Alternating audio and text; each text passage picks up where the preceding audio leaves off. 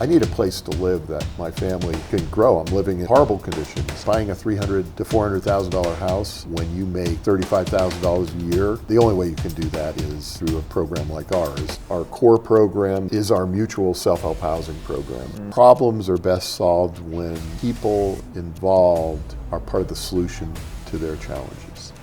People are willing to work hard to improve their own lives. You're looking actively for opportunities where your policy objectives align with the administration while trying to mitigate some of the harms that policy changes might have. Absolutely. We're not changing our stripes. Hello and welcome to Flower Hill Farm Worker Housing webinar series. I'm here with Tom Collishaw, who's the president and CEO of Self-Help Enterprises. My name's Addie Flager. I'm the general counsel and director of special projects for Flower Hill Institute, subbing in for Roger Frau, our executive director. And we're really excited about having Tom here. Self-Help Enterprises has a 60-year history of helping people access housing in the San Joaquin Valley and providing a variety of services to help do that. And there are a lot of lessons learned from their legacy of work that we hope are applicable to tribal housing authorities, ag directors, and others who are looking to support farm worker housing in their communities. Tom, thank you so much for being here. Thank you. I'm Tom Collishaw, the president and CEO of Self-Help Enterprises. We are a 60-year-old nonprofit, mission-driven organization that has assisted people with affordable housing challenges, as well as local infrastructure challenges around the rural region of California known as the San Joaquin Valley. Would you mind giving the audience a little bit of context about who you are and how you got started in this work?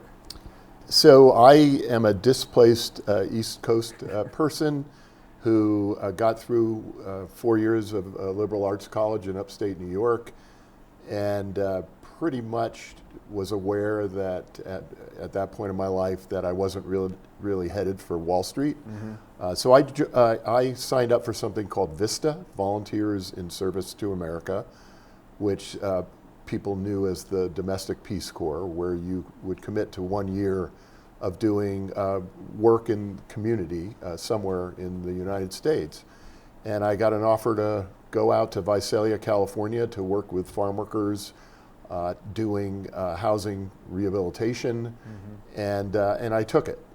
Mm-hmm. So I arrived in Visalia, a very different space than where I grew up, and fell in love pretty quickly with the work that Self-Help Enterprises was doing, and also with the people who were involved in those spaces. And I was taken by the farm worker community themselves. I never really, and this is one of those good stereotypes, but never met such a hardworking mm-hmm. Community that cared about family, cared about the future of themselves and their families, and were willing to work hard to improve their own living conditions, which falls right into line with what Self-Help Enterprises was about. Mm-hmm.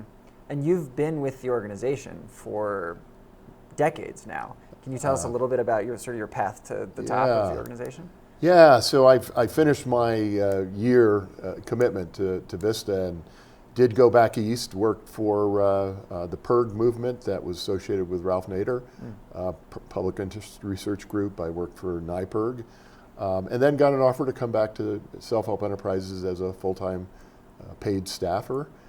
And I took it thinking I'd probably be back there for maybe 2 years this time.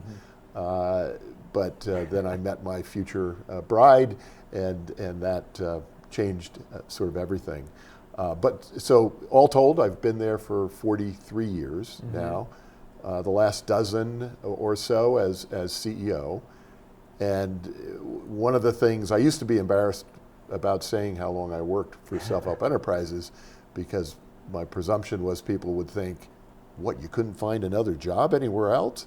But I actually am not embarrassed at all, because there's a couple things about Self-Help Enterprises that's been important for me personally. One is I haven't felt like I've had the same job for more than 6 months at any given moment, because conditions changed, or I just went into a different part of the organization and what we were doing.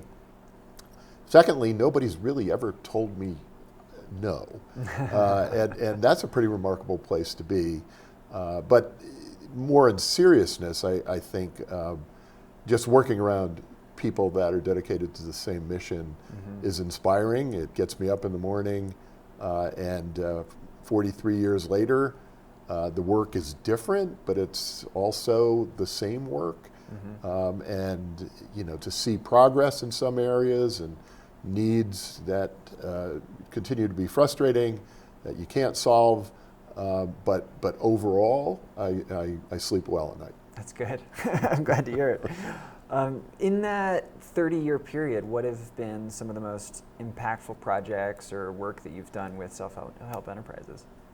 Yeah, so I spent a good chunk of my career at Self-Help Enterprises heading up really our real estate development, which for a period of time was primarily single-family home ownership.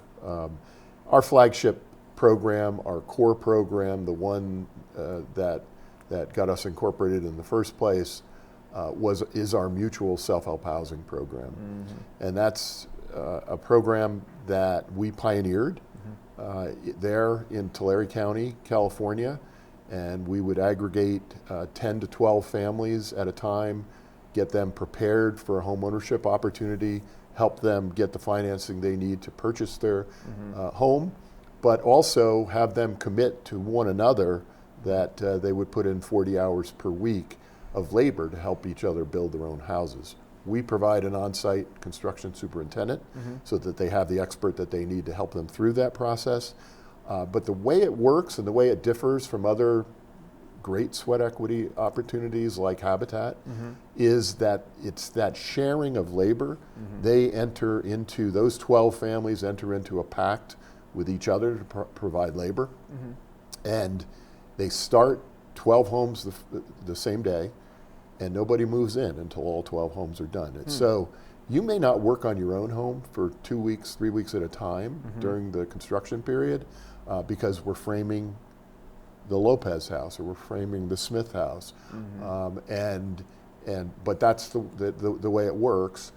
And so when people get into that program and we encounter all kinds of challenges, this is a very difficult period of someone's life because they're typically holding down a full-time job in farm labor or some other endeavor, and we're asking their family to put in 40 hours of additional work on site, and you can't just do that on Saturdays and Sundays and bring all your friends. We need working crews pretty much at least 6 days a week. It's a tough year in somebody's life, and so I would say that what continues to amaze me today is how people do this, and incorporate it into all the other demands that they have in their life, whether it's their children or their jobs, or their extended family or their church or whatever else they're into. That people are willing to work hard to improve their own lives, and it's that sort of impetus that hasn't really changed in the 45 years that I've been around this work, and people still are a marvel to me, and I still get emotional when I go to an opening or a key ceremony when somebody's getting into their house that they just spent 11 or 12 months working through all kinds of weather and all kinds of personal challenges to build, and the way that builds pride, the way it's an instant neighborhood where people have already come to, started to rely on each other and will rely on each other as neighbors into the future. It's still just a remarkable thing to me, and we've done it almost 7,000 times now. But every time I meet people who do this and talk with them, and it's just a remarkable thing. So I still gravitate back to really the one great new idea we had at Self-Help Enterprises. It works. I'd say we have proof of concept, and the challenges change over time, but it's still a remarkable thing that people do. Why did you decide to start doing it that way? Yeah, so our origin story is that the American Friends Service Committee, which It's a is Quaker the service arm of the Quaker faith, right. They were doing some work that looked a bit like mutual self-help housing in the East. Most of it was renovating brownstones in Philadelphia and those kinds of things. And they sent a staff person out to Tulare County, California. They called it their farm worker project to find out if they could help. It was in the wake of Edward R. Murrow did a piece on farm workers, a national news story that was called Harvest of Shame, that really resonated with certainly the Quakers, but I think other people around America in terms of what kind of housing conditions people were living in, what kind of working conditions farm workers had in the mid 1950s. And that was part of the impetus. And so they sent a guy named Bard McAllister, who was about as much a fish out of water in Tulare County farm groves as you can imagine. He was over 6 feet tall. He was from Appalachia and still had a pretty strong Southern drawl. When I first met him, he had a beard down to his navel. But Bard spent several years in the valley with farm workers, often in the fields, working alongside them. And he just asked them, as the American Friends Service Committee, their approach is, what do you need? What is it that's most of interest to you? And while Bard admitted that he thought he would hear more about better working conditions, better wages, those kinds of issues, what kept resonating was, I need a place to live that my family can grow. I'm living in horrible conditions. We need a stable place. I might do migrant farm work. I might move around some, but we need a home base so that I can raise a family properly. Our kids can get an education, do better than we're doing. And so Bard started looking for models that might work, and this notion that, hey, let's aggregate people and build homes together came about. They approached USDA at the time, Farmers Home Administration, about making mortgage loans, which was a big challenge. At the time, they were making loans to farmers only, but not farm workers for housing.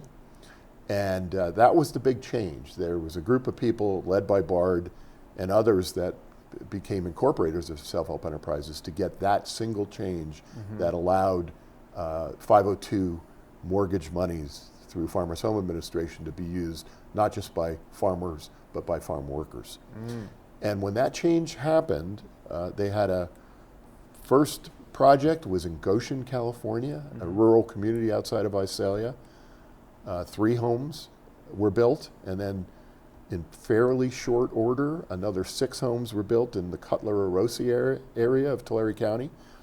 And again, the Friends, as is their wont, they got people locally actively involved, including a gentleman who became the first CAP, or Community Assistance Program Director in Tulare County, and several other folks, including a farmer, including a local lawyer, who were just interested in seeing farm workers get better living conditions. And they incorporated self-help enterprises in 1965.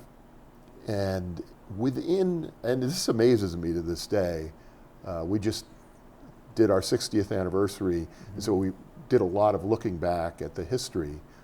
And in the first 5 years, self-help enterprises built 600 homes. Wow. It was nuts. They built it up and down the San Joaquin Valley. And for those who don't know the San Joaquin Valley of California, it is the rich central region where agriculture largely is done. The San Joaquin Valley itself is Bakersfield to Stockton to the north, and there's 8 counties that are considered part of that San Joaquin Valley, and Self-Help Enterprises was building homes in all of those counties in very short order.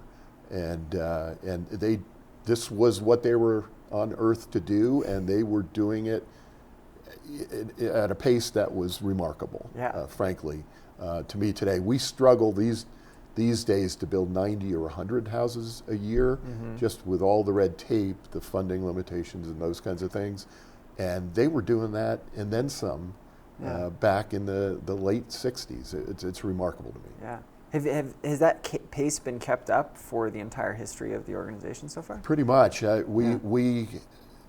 We've done almost 7,000 homes now in that program, and we've been around for 60 years, so you do the math, it's about 120 a year. There have been lulls. The recession hit us hard. 2011 and 12 were not great years. I think our low point was maybe 50, 55 houses, but we're unhappy if we don't build 80 plus per year in that program, and that continues to be the case. There are funding threats. We've seen them before to the USDA rural development programs, which we rely on heavily for the mutual self-help housing program. But we're also doing that work outside of rural areas in some cities. We just finished a project in Fresno, which is a city of 600,000 people, and working with some local resources and closely with the city, we were able to do over 20 houses there. So it's a program that can be we can do not just in rural spaces. That's amazing. So before we move completely on, because I want to hear more about self-help enterprises itself and sort of the structure of the organization and all of your programs, I'm curious to learn a little bit more about you in the meantime, though. Can you describe, what's your leadership style? Who influenced you? Were there mentors growing up? Yeah, absolutely. I would say that my leadership style is to be supportive of people that work for me, give them space to succeed, be their best cheerleader, but also call out when I see something that might need to be improved. I think I am the person around the office who tends to try to make the day light when it's heavy, and there are challenges. So a sense of humor, I think, is important in this world, and in this work. I do believe I appreciate people who have a good sense of irony, which not everyone does. But so I think, and now I've become the old guy at Self-Help Enterprises and sort of the keeper of the stories. And it was kind of interesting because about a year ago, a group of staff said, "Tom, you're telling these stories, and when you're not around anymore, who's going to tell us those stories?" So they set me up over a year to answer a question a week. It was like a 1-year interview, like these questions about whether it's former staff or when did we decide to do rental housing. It was these kinds of questions, but some of them were also, is it true that this happened? And so there might have been some comic relief involved too. Part deposition, part family history. Exactly, exactly. I think that we did that with my grandma, actually. Okay, there are online opportunities to do that, and they used one of those. And so that ended up being like this book of stories, and then staff were actually able to get a copy, and at one of our annual gatherings, they were having me autograph them and stuff, which was really weird. But so I would say, though, I've been really lucky to have great mentors. When I got to Self-Help Enterprises, a wonderful man named Bob Marshall had been the executive director for about 15 years at that point. He was a Quaker. He found his way out to Self-Help Enterprises through his faith, and he was a remarkable person, and I think taught me that how to look at the long game in communities, because I tended to get irritated by people who were frankly ignorant and might fight an affordable housing project coming into their community or being part of their neighborhood. And Bob really helped to teach humility, how being in it for the long haul meant you need to make sure that you haven't burned bridges, you never say never in terms of who you're going to work with or where you're going to build projects or where you're going to work with community members. Always remember who it is you're working for, and those are not the decision makers who may be, susceptible to local opposition and those kinds of things. So he was a good mentor in that sense. And then subsequently, the guy I worked for longest, a gentleman named Peter Carey, who also started as a Vista volunteer at Self-Help Enterprises about 7-8 years before I got there. And Peter was a remarkable, Peter could have done anything in his life, incredibly smart. He was brilliant at operations and also setting up opportunities that we hadn't had before for the types of fee-for-service contracts that it was really Peter who got us on a path of diversification in some of our work, doing single-family housing rehabilitation, for instance, in an extensive way. And that also provided a platform for us to earn revenues that allowed us to build some capital to do more types of real estate development and whatnot. So I really credit Peter as my main mentor. But there's been a lot of people who came through Self-Help Enterprises that I was, just really benefited from their tutelage, and a lot of them stayed in that business, went on to other organizations, often leadership roles, and so I was really blessed with a number of great leaders and people that I've been able to work alongside. Amazing. Yeah, it sounds like you guys have maybe always had quite a deep stable, if I'm getting that correctly. Yeah, like there's just a lot of expertise and a lot of people were drawn to Self-Help Enterprises from around the country because they were doing this unique thing, and it was remarkable through Vista and some other ways that people just heard about that and said, "Hey, I want to be a part of that." So there was a remarkable ability to draw talent from, frankly, around the country. Yeah. In the 60s and the 70s, and sometimes amazed at the ability that Self-Help Enterprises had to do that, and so many of them went on to do other things. Many of whom stayed in our world, and for instance, a gentleman named Bill French, who worked at Self-Help Enterprises in the late 60s, headed off with about 5 other staffers in 1978 to start Rural Community Assistance Corporation, or RCAC, because Self-Help Enterprises was being asked to, hey, this work you're doing here is so great, why don't you go statewide, why don't you go national? And to their credit, the leadership of Self-Help Enterprises decided we're not doing that. That we've got plenty of work to do here, but we want to encourage others, and in the spirit of self-help and collaboration, we want to help others start up. So RCAC started up to help do just that. I mean, to work with groups around the West and Western states that were interested in starting their own endeavor similar to Self-Help Enterprises. So.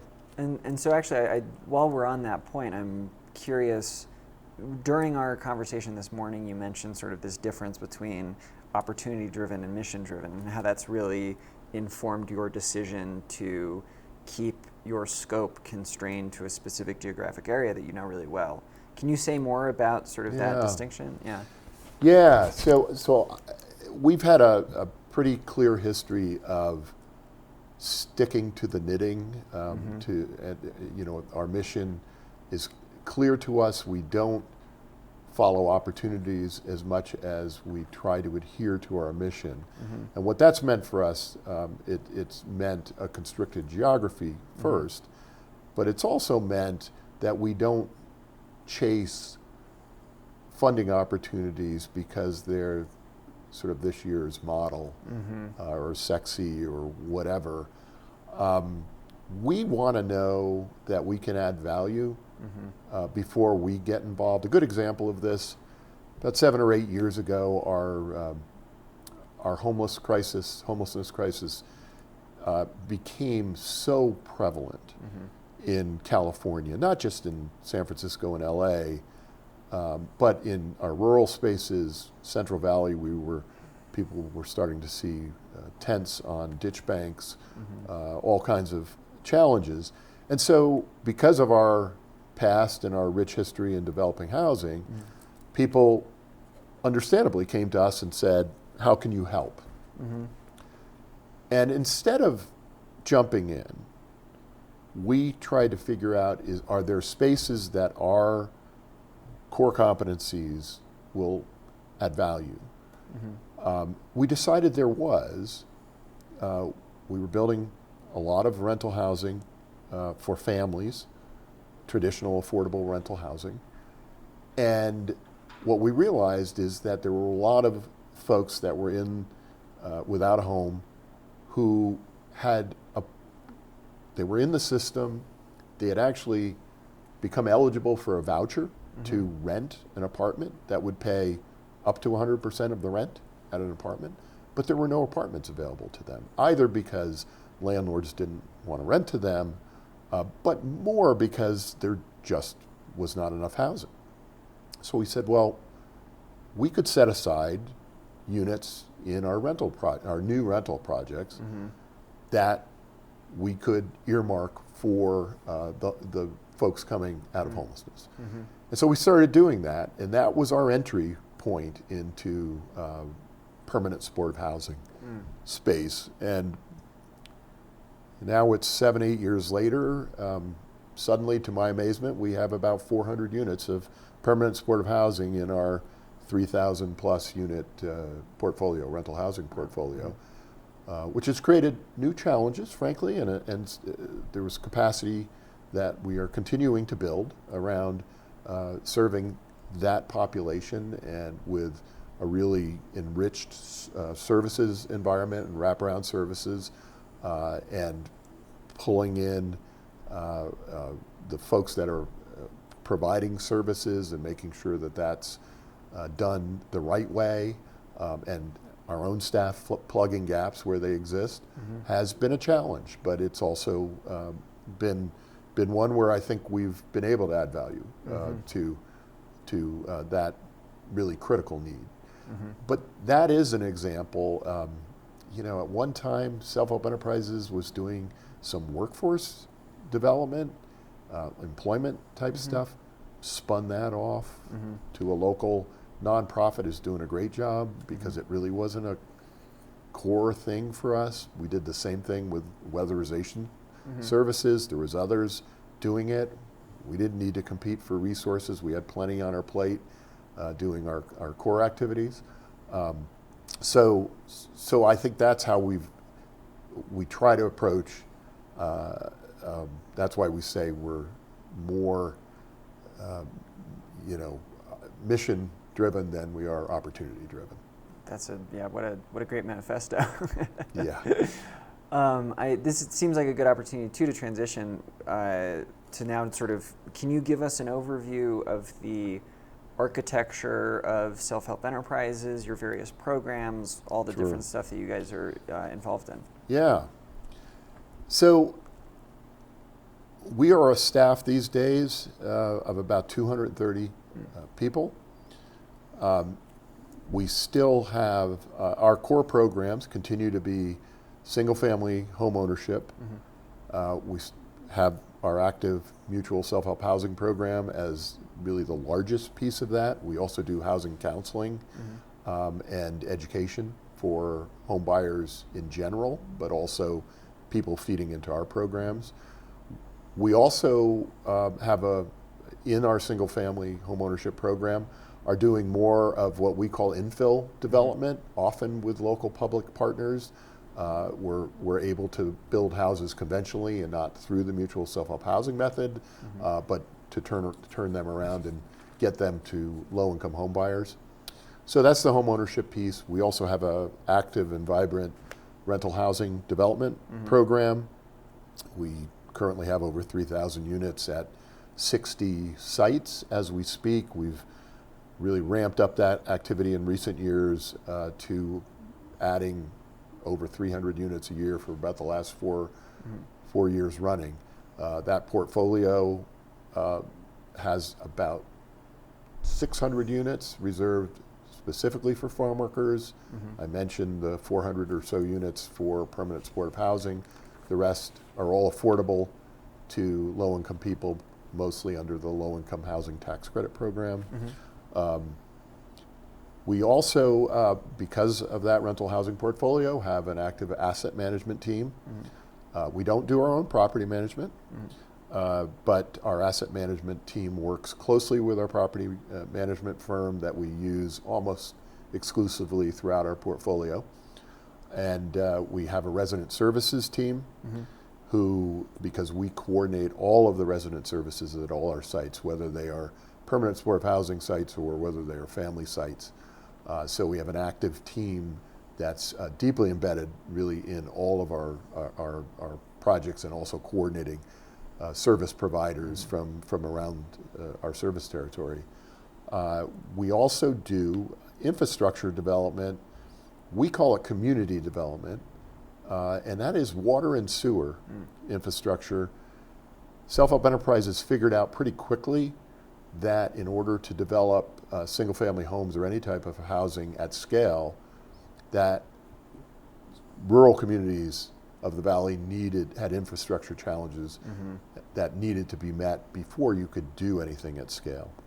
And that often meant creating a first community water system, or taking an existing system, locally led, owned, or local public community services district type public agency that led by locals, to help them navigate all of the complexities around being a water provider, both clean water, water capacity, and to date we've worked with over 175 small communities on their systems, either system improvements or in some cases creating the initial system.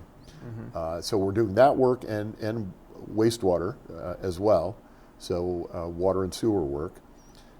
And I would say the other thing we're doing infrastructure-wise is we are a subdivision developer, mostly feeding into our mutual self-help housing program.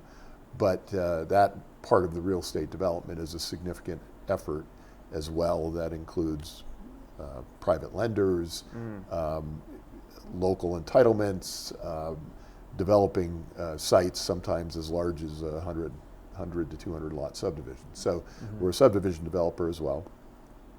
And then two other things that we do that I think are kind of unusual in at least compared to some other housing developers in California and elsewhere. We do work with small cities and unincorporated areas of counties to access resources that are often competitive. We see our role in the San Joaquin Valley as being a bridge toward resources, because so much of those resources are competitive. Often it may be federal funds that are funneled through the state of California. It could also be just state programs. And we can help small cities that frankly have one staff who's the planner and the dog catcher in some cases, who don't really have capacity to seek those kinds of resources, be competitive. We can help them apply for funds successfully, and then we can operate a single family rehab program or a first-time home buyer financial assistance program. We can even help them with a downtown improvement project, any those kinds of things, because we have a staff team who doesn't have to rely on the vagaries of competitive grants, where we can have 40 or 50 contracts at any given time that we're helping these small cities and counties do improvements.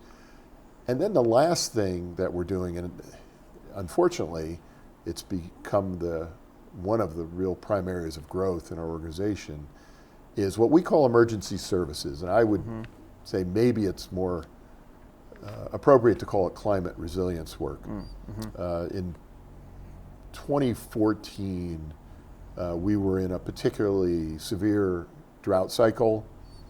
And because of the kind of work we do in housing and community water and sewer work, we were getting phone calls from all over the valley floor, people who were relying on a domestic well for their water every day. Their wells were running dry, and that's because the groundwater was being depleted because of over pumping by mostly agricultural interests because they weren't getting their water deliveries from the state projects. We were in a drought cycle. So as we got those calls, we started to try to figure out, oh gosh, what can we do here? So we were working with the local county offices of emergency services who really didn't have resources, staff or otherwise, to deal with it. We had a small staff team who came in one day and said, Tom, we think at Harbor Freight we can get this little pump and we'll have some PVC and we can put a 1,500 gallon tank on a person's property. We could plumb it into their house so they could just stay in their house, and then we're gonna have to figure out a way to get water delivered to their tank. And we could do that for $258. So, okay, let's see what we can do. And I went to one of the local banks and said, hey, can you give us some money to do this? Everybody knew that this problem was out there. And they gave us a $50,000 grant. And it was 2014, and they had never made a grant that big to anybody, which they made a big deal about. But we said, okay, great. So we started putting these tanks on people's properties. And so then the county and the state heard about this, and they said, well, can you do that more extensively? Or, well, with money we can.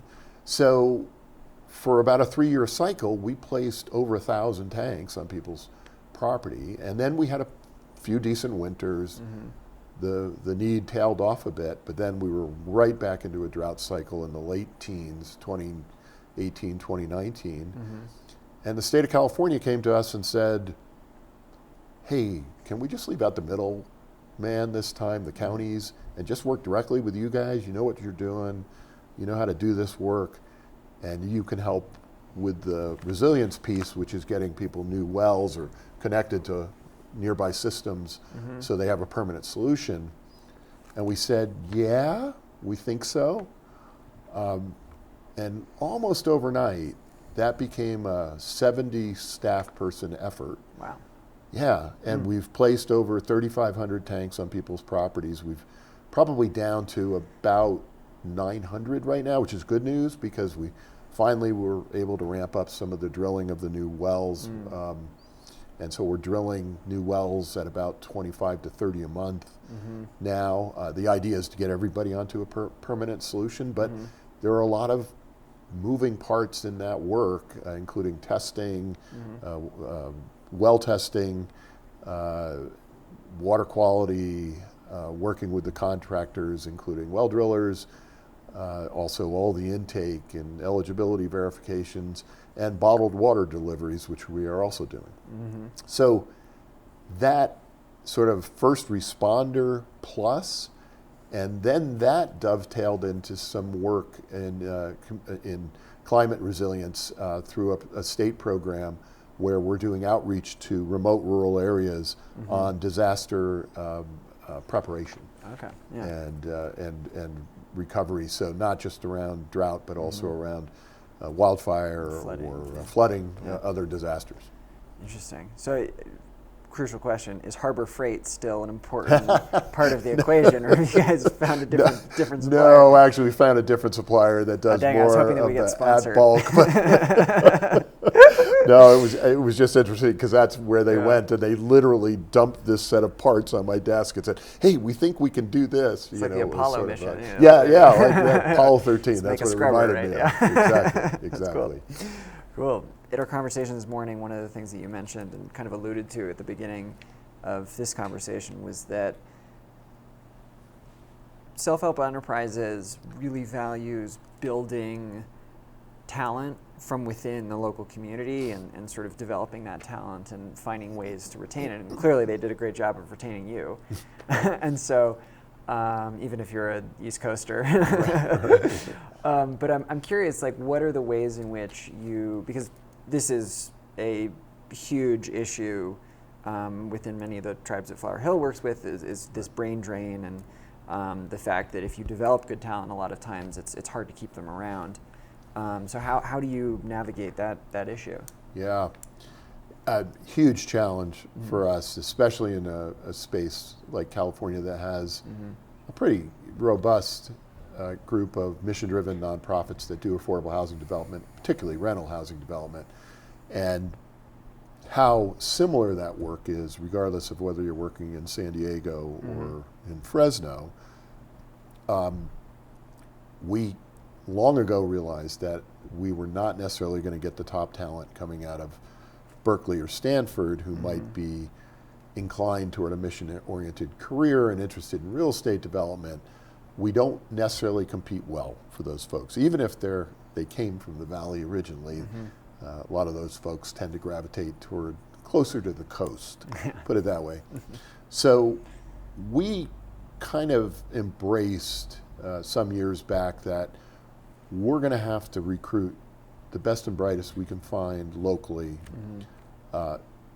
try as hard as we can to get people with lived experience that are coming out of our communities and low-income communities, and try to turn them on to our mission. But we recognize for some of the more highly technical jobs, like our project developers and rental housing development, working with capital stacks to 6 to 7 sources and investors and all the other complexities, that we're going to have to teach them. So we embraced both an internal training program, including a internal leadership program. We have a cohort each year of people who see themselves as leaders in the organization and want to learn the softer skills of leadership's development. But also we've fully utilized some great internship programs. Most prominently, the California Coalition for Rural Housing has a great internship program for primarily minority students that are interested in getting into the affordable housing field in rural California. And they sign up for a program that's over a year long. They spend their first summer, usually between their junior and senior year in college, working on site for a relatively, a decent stipend. And then during their senior year, they work part-time in the organization. But the idea is to get them immersed in the real estate development piece of what we do. We've probably had 25 or 30 of those folks that have come through, and we have 3 of them on staff as we speak. There's probably another dozen who have come through, worked for us for a period of time, and then went somewhere else but are still in the biz. And we saw that as almost a natural succession to programs like the VISTA program, Volunteers in Service to America. We had over 150 VISTAs. I was one of 150 that came through. They came from all parts of the country, and it's been a very important and rich way to develop talent and talent that has, in some cases, stuck, like my scenario. My predecessor and mentor, who was at Self-Help Enterprises for 40 years himself, came as a VISTA volunteer. We have VISTA volunteers on staff to this day who are part of the leadership of the organization. And so we see the internship programs as similar.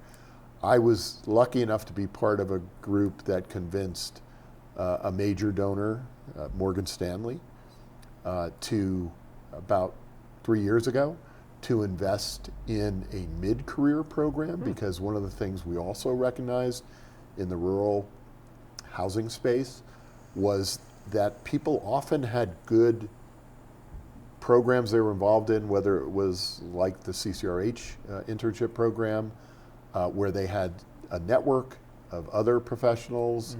They had access that was to a broader peer group or a support group.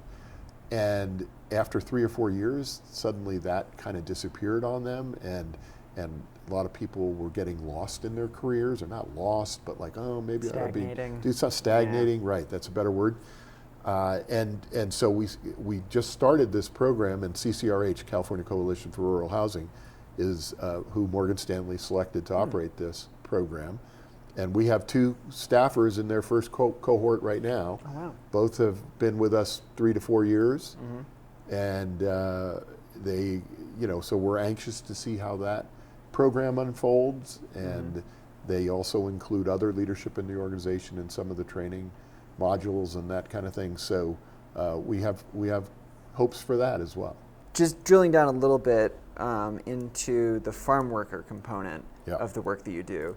Can you tell us a little bit more about sort of what your farm worker housing projects look like, maybe like special challenges that occur kind of in that zone that are maybe different from some of the other work that you're doing? Yeah.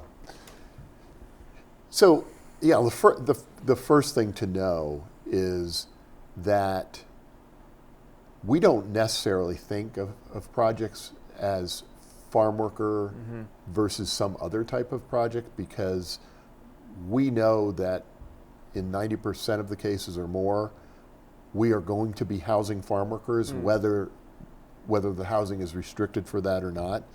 We do obviously seek farm worker specific resources when we can and when they are available, and they're often competitive. But to give you a notion, and one of the biggest changes during my career that we've seen with the farm worker community, I often tell the story of Richgrove, which is a small unincorporated community just east of Delano, which some people know is really the home of the UFW, the United Farm Workers.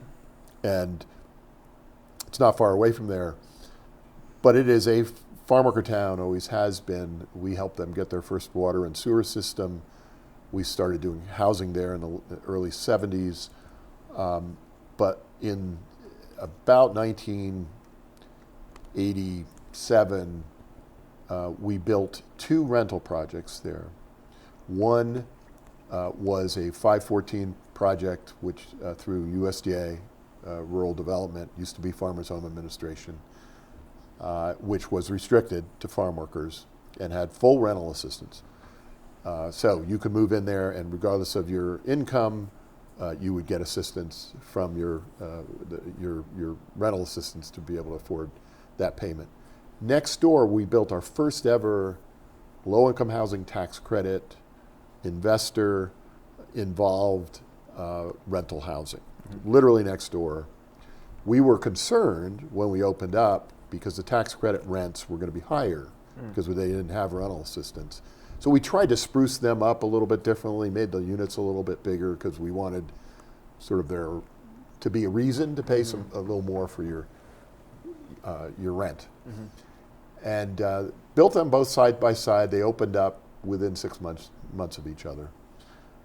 When we opened, the USDA Farm Worker project was oversubscribed, probably 6 to 1. Wow. Waiting list was a mile long. And the project next door, we rented it up, and pretty quickly, actually, probably within 3 months, but worried about the waiting list because it wasn't really robust.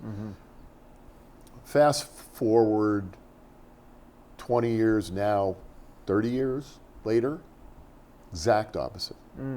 Farm Worker project, we keep it filled, but short waiting lists. The other project, oversubscribed. Why is that? Because most of the people doing farm work in the Rich Grove area, and frankly throughout the San Joaquin Valley these days, are undocumented. And you have to be documented and show that you're legally able to work in the United States to live in a USDA financed project and get rental assistance. So that's why I say that's one of the bigger. So fast forward to a more current farm worker project. So we got a piece of property in Farmersville, that's just east of Visalia in Tulare County. Again, a place that's rich in farm worker residents. And we had been frustrated by the 514 program, USDA program, for about a decade because policy-wise, in a very limited program in terms of resources, the competition was skewed toward 100% farm worker project, which for them means documented farm workers. And so we would put in applications for hybrid, like, well, we'll do a 60-unit project, 30 of them will be yours, and 30 of them, we know they're going to be farm workers, but they're just not going to be your kind of farm workers because they'll be undocumented. That didn't work in the competition. So we said, how do we fix that? So we came up with a concept for our project called Los Arroyos, where we were going to turn it into a two-phased project. And one, we would make 100% USDA farm worker driven and have a different financing scheme, even a different property, even though they're adjacent. They share a community room and an office, but we were going to build them in phases. And the other one, we just do straight low-income housing through the low-income housing tax credit program and other state programs. And so that's what we did. And it's 108 units. We just opened them last year. 54 in the first phase and 54 in the second phase, which was because we won the competition, got the golden ticket for 514. So we have 54 units where people can get rental assistance through for documented folks.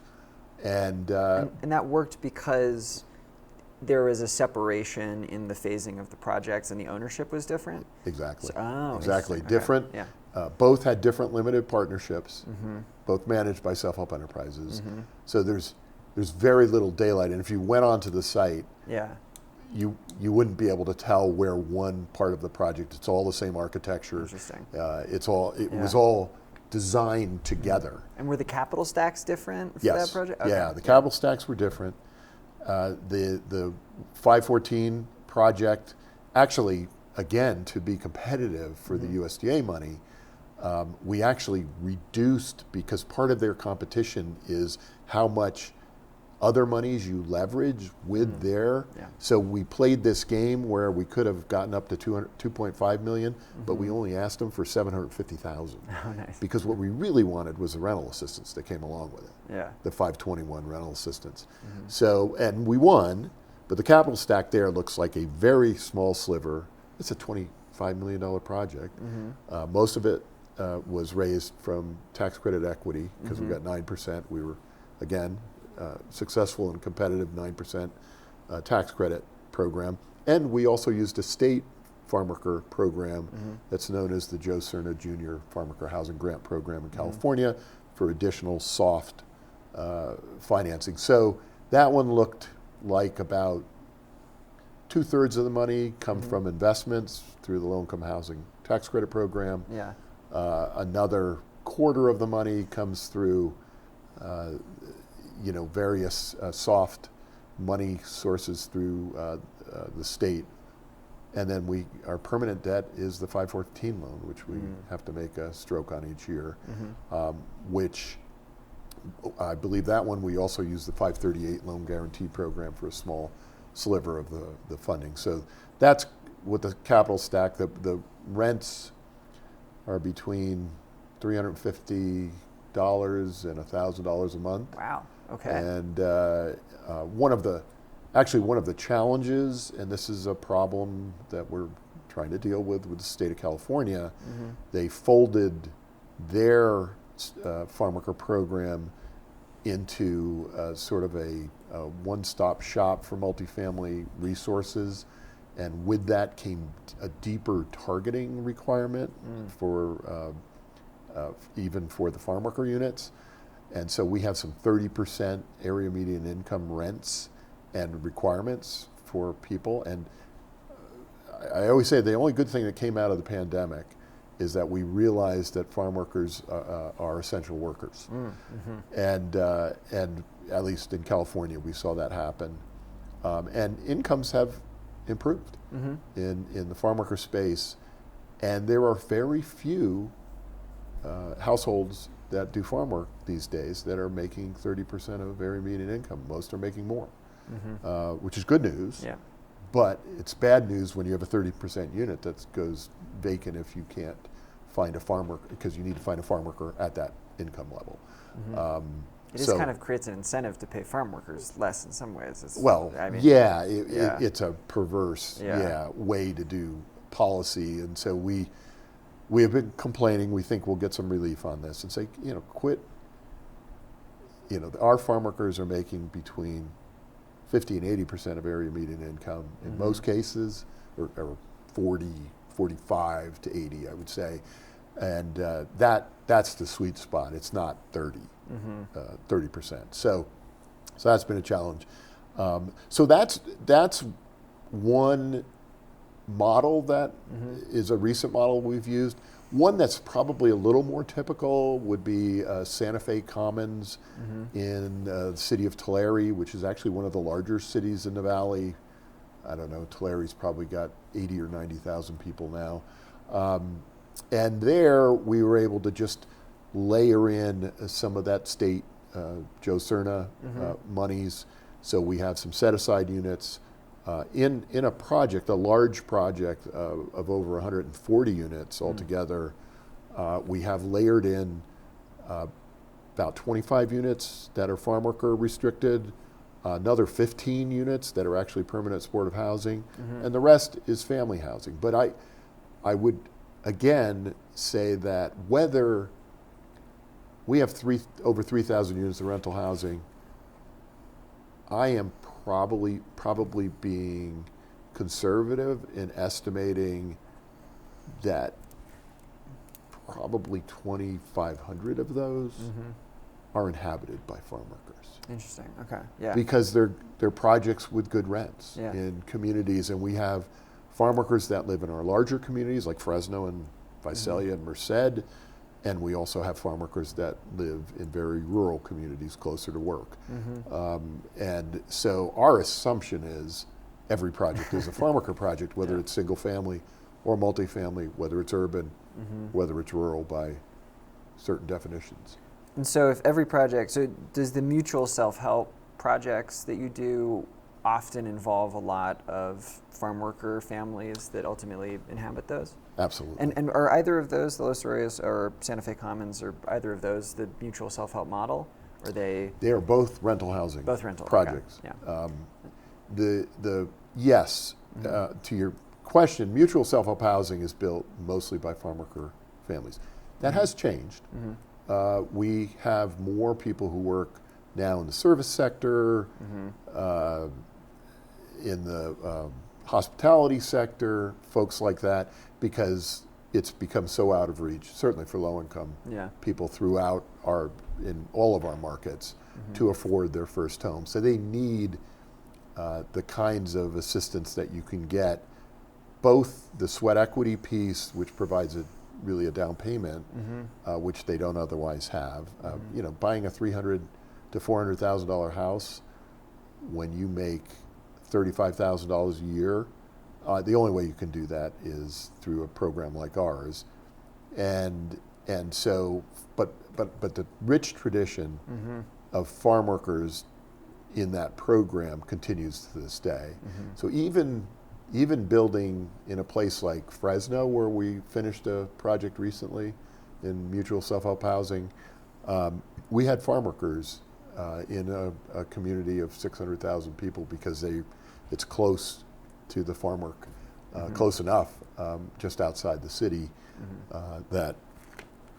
but when we build 8 miles west of Fresno in a community like Biola, it tends to be 100% farm worker involvement in the mutual self-help housing program. I don't know what the number. We could figure that out because we have data, but I would guess that in the mutual self-help housing program, over 75% of the people who have participated historically have been people who worked in farm labor.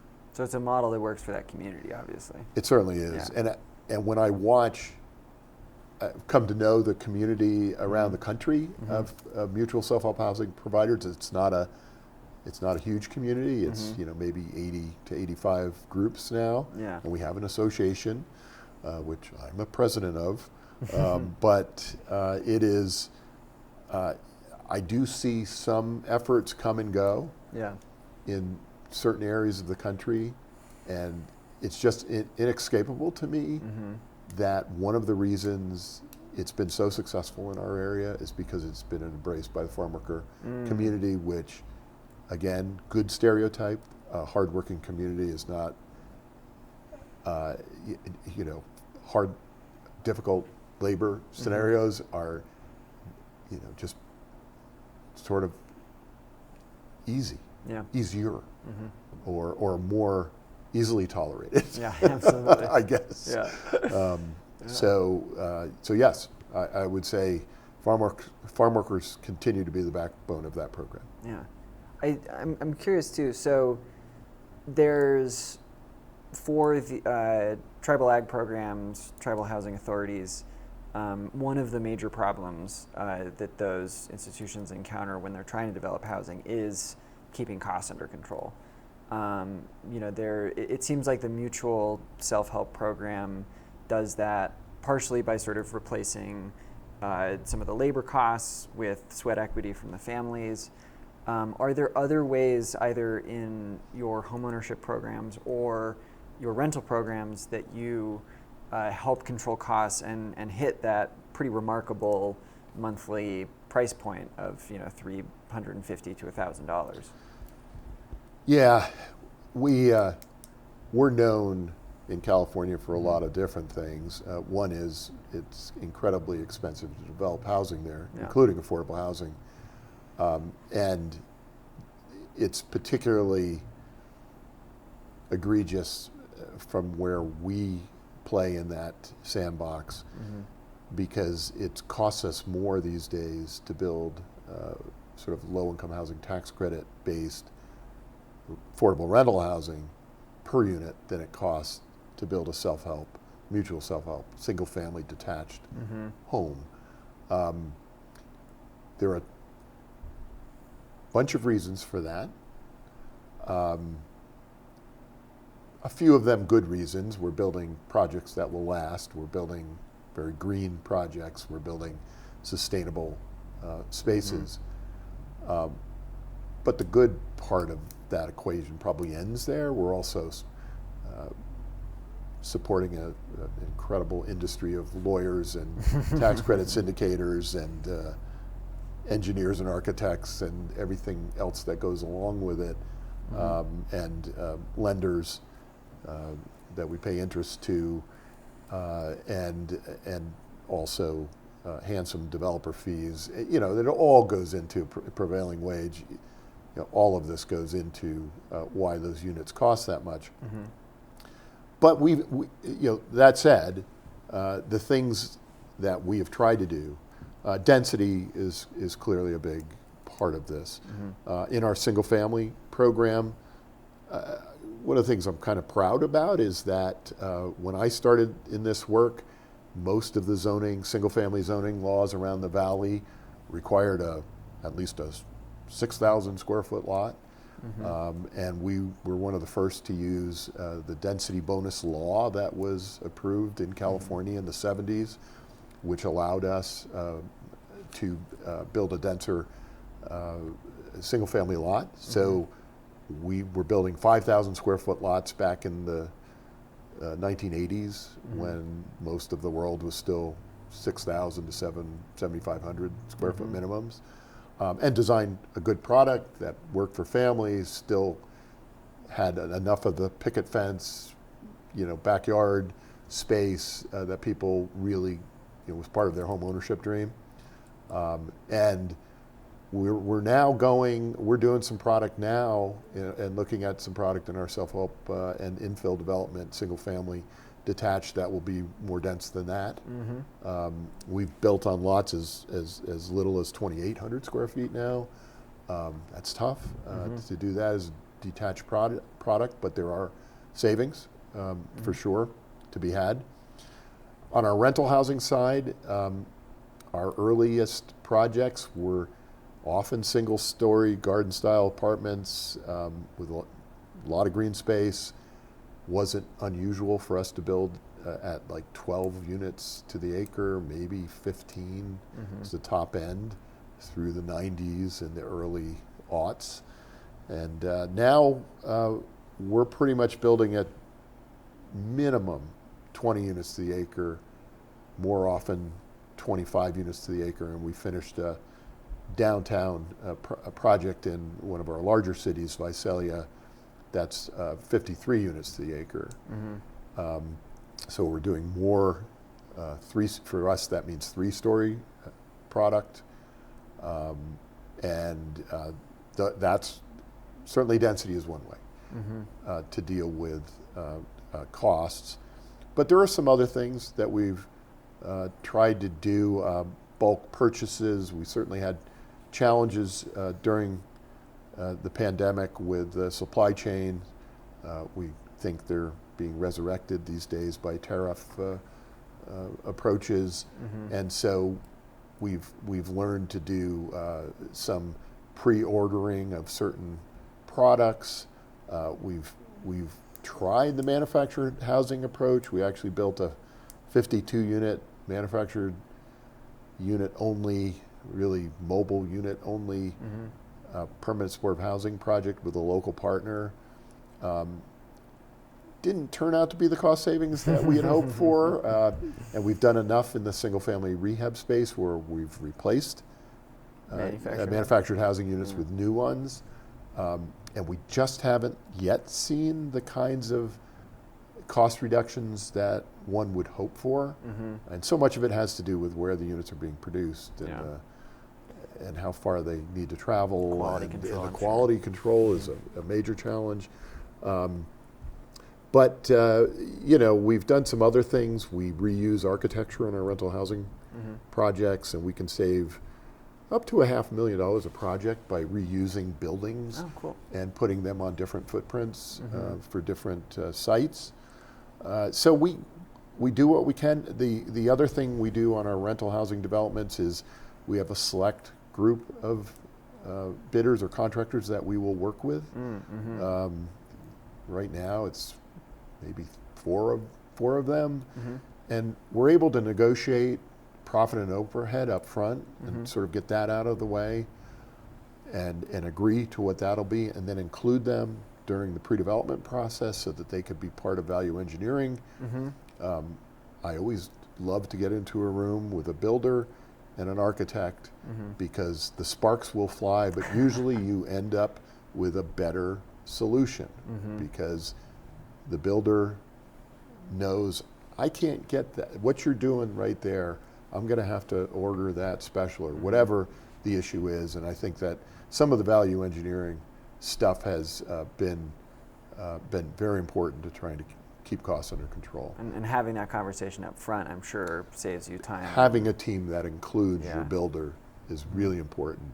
And again, if you take the profit and overhead out of the equation, because you start with, we want to build 50 units on this 3 acres, whatever it is, okay, that's what the profit and overhead is. Okay, let's set that aside. Then we can watch through the whole process. We'll watch you bid to subcontractors. You can show us your bids. You can, we'll all agree as we go along to what makes most sense. And we have done some, we work closely enough with our contractors that they can say, hey, look, I'm getting this lumber price right now, and that's what I gave you 6 months ago, but I can only hold that if I can buy it now. And we've done that a couple times in warehouse things like lumber or shower compartments or whatever the issue is, or stoves. And again, with tariffs approaching or upon us, I could see us getting back into that phase again. So those are some of the things.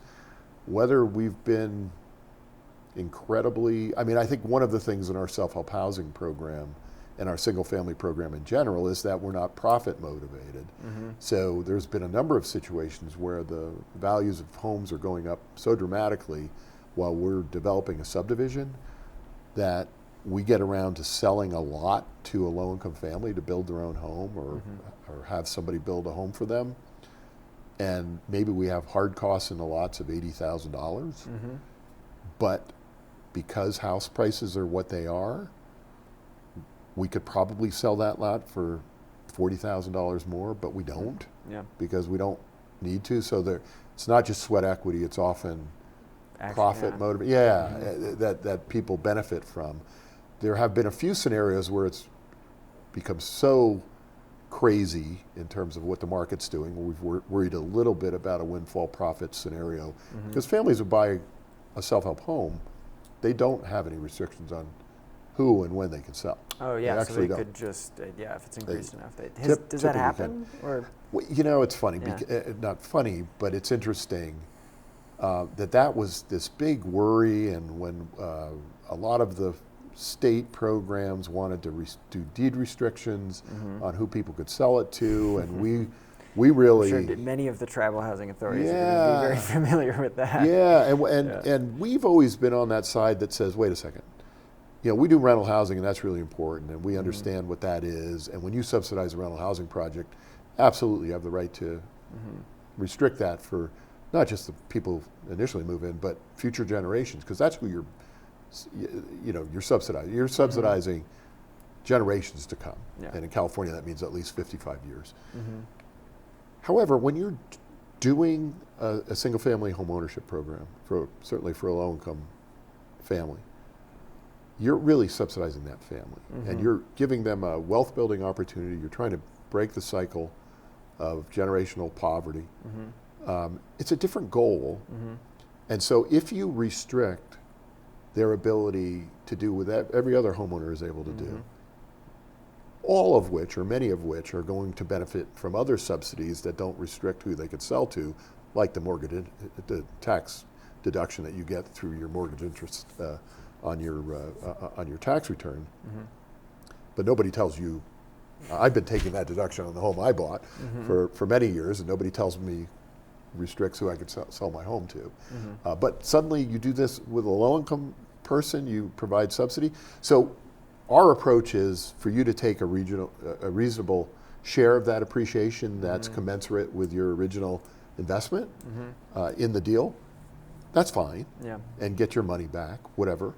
But then we'll go help somebody else buy a house. But don't try to make that house permanently affordable and call it home ownership. Because it's something different at that point, right? It's kind of paternalistic. I mean, it's like very paternalistic, I would say. And yes, I would agree. So does Self-Help Enterprises work directly with farm workers that are part of the H-2A visa program? And I'm also curious too, for those farmers that aren't part of that program, who are maybe undocumented, how does their experience differ from folks that are in that program? We do not do any H-2A housing and have not been approached by any agricultural interests in our region. We hear them complain a lot about the lack of workers and interest in that program. I know the article that ended up in the LA Times about this issue was really a regional focus in the Monterey Basin, Salinas area, which is often called the salad bowl of the nation. They have a particular challenge that's even more difficult than ours with local housing costs and workers' wages, particularly agricultural workers' wages. It's even more pronounced than what we're dealing with. So we have not seen a proliferation of agricultural interests getting involved in housing. California has some pretty strict laws about employer housing, and the history of it is that when those laws went into effect in the 1970s, I believe it was, most farmers who were providing housing stopped because state inspectors or whatever the requirements were, it wasn't cost efficient for them.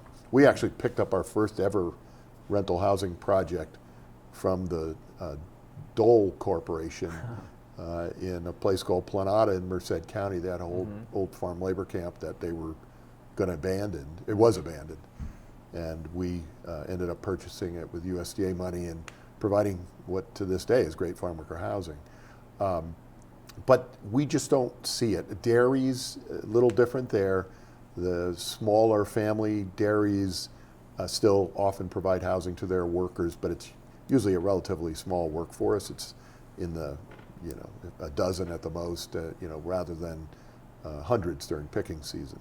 So we are not seeing that, at least at this point. And it's our understanding that if you get H-2A workers, you are responsible for their housing. And so we're open for business if they want to come talk to us. We know how to do the housing, but they're going to pay for it, and it's going to be a different equation. I know USDA 514, oddly, about 5 years ago, said that the housing needs to be open for H-2A workers, but nobody's been able to describe to us what that even means and how it would work, in a non-migrant seasonal scenario. We don't know what that even means. Yeah. And didn't really support that, actually. So that's, H-2A just hasn't really been on our radar. And do you find that the experience between folks that are part of the H-2A program and sort of the rest of the farm worker community, is there a big discrepancy in sort of what their lives are like or what their housing needs are? Area I really don't know the answer to. I know that undocumented people are struggling to find good housing spaces in our communities. I don't know how that compares to any H-2A workers in those communities, but I suspect it's the same kind of scenario.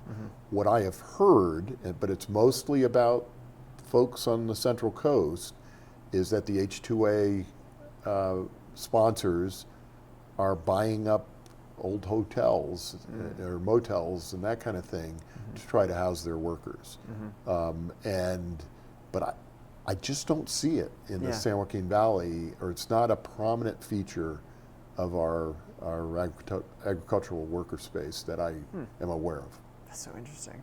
Yeah. Can you share a little bit more about the contracting techniques you use in your relationships with these contractors, many of whom I know you have these really long-standing relationships with?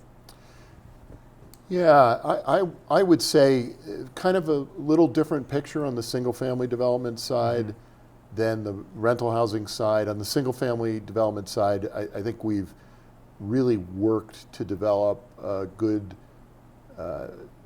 cadre of subcontractors who could either build a whole house for you or just do a roof construction or a plumber or a cabinet maker. And I'm proud to say that I think we've been involved in sort of assisting those folks to become successful small businesses often, who we say, you got to have liability insurance. They say, that's going to cost me X amount of dollars. Well, you got to put that into your price. So we end up providing TA to small subcontractors, often minority or ethnic minority subcontractors. And many of them have gone on to become very successful beyond the work they do for self-help.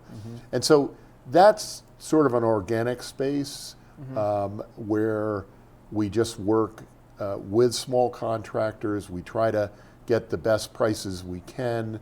We try to commit, we might commit 30 houses to them over an 18-month period if they hold their prices, those kinds of things. So we end up in sort of deep relationships with them on our single-family homes. On the big rental housing developments that are, $15 or $20 million construction contracts, we have found it necessary to really develop a relatively small group of contractors that we've trust, that we've worked with, that we know are not going to change order us to death.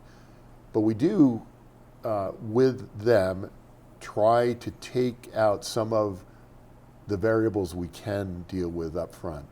I will say that our pro forma on those projects probably changed 6 times because we're seeking new financing or something has changed in what the cost is going to be. So keeping up with what it's going to cost you when you finally get your last piece of funding or your low-income housing tax credits and you're truly ready to start. So many projects in California during the pandemic ended up with huge gaps because they envisioned them one way in 2019, and in 2021 when they got around to building it, they realized, it's going to cost 20% more, and they were scrambling around for another soft money resource to make their project work.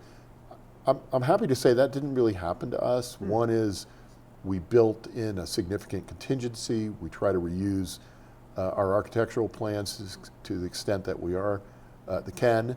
And I'd say the general contractors, we try to get the variables out of the equation up front if we can, and the profit. We want to take away the profit and overhead impetus, because that often drives change orders, or can drive change order, or makes change orders subject to scrutiny by us. Because if you've got a scenario where people just get the P&O on every additional cost, so we try to get that off the table and include those people in our value engineering as part of the project team up front. And we find that makes a difference. We also we build in significant contingencies because we've seen things. One of the biggest variables for us has been energy related. We try to get our utility plans done and signed off by the utility companies well in advance of construction starting. That doesn't always work because of their world and they control it. But we're getting better and better at that and pre-ordering some materials. I didn't even know pre-pandemic what some of the products we talk about regularly now, electrical products, are. I didn't even know what they were, and now we talk about them regularly. And like, did you get that ordered? Because that, held us up by 6 months and cost us $1 million in interest carry on our last project. And so you kind of take all those things together and also try to be good at construction management.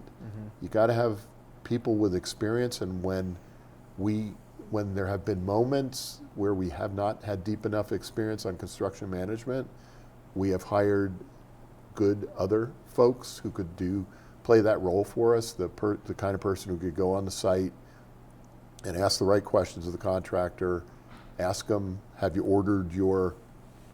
scheduled your sheetrocker yet, or whatever the question is.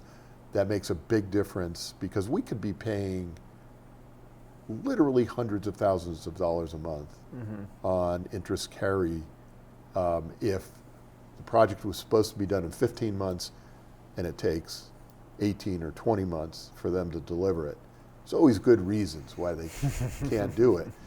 But that is very expensive, and it tends to come out of our hide because it's it comes out of the developer fee, because the last one that's going to have to pay for increased costs is going to be the developer. So, and that's us, an owner. I'm curious too, given how many homes that you guys have created over the years, are there process, design, innovations, or other best practices that kind of keep coming up and that you've been incorporating that might be useful to tribal housing authorities and ag organizations that are trying to do similar work?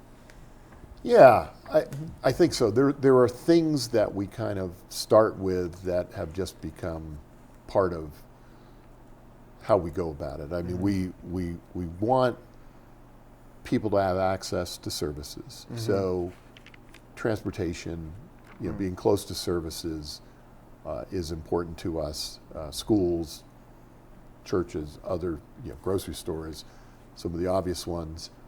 It's just critical that there be some proximity, even in our most rural spaces. So that's part of it. I would say play space we think is very important. Farm worker families tend to have kids, and so you go to any of our rental projects, they all have really expansive children play spaces, community rooms that house after school programs, latchkey type programs. That has been very important in farm worker communities for us, and virtually all of the projects that we have an after school coordinator who it's a safe space, so kids come get bused home from school at 2:30, and they have a place. If their parents don't get home from work until 5 or 5:30, it's fine, and it's a safe space. They can do homework, they can go on the playground, they're supervised. We have computer labs, places, ways that people, and that's another one, is access to high-speed internet has been critical, which we don't tend to hardwire as much as we once did. But we had a commitment to making sure that all of our housing spaces had access to high-speed internet, and actually free high-speed internet, and on our rental projects at least. And we've essentially succeeded in doing that to our whole portfolio at this point. Some were bigger challenges than others, but that's important. I would say, just we want amenities that are similar to other residents, right? So we want to be second to none when it comes to what kind of spaces people are living in, how they're kept up.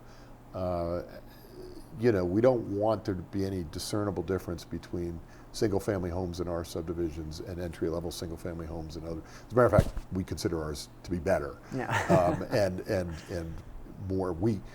We found out years ago that people appreciate a porch because we saw people were building self-help homes, and you'd go back a few years later and there'd be sort of a rickety lean-to on the back, probably not necessarily built properly, but even when they're built properly, at too flat a roof or whatever.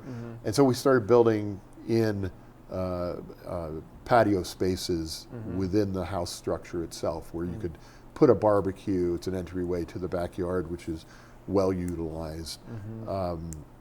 There's two-car garages became an important thing because we don't have basements where we are in California. So that becomes not just important for vehicles, but also for storing the bikes and whatever else that someone is doing. So sort of those kinds of things.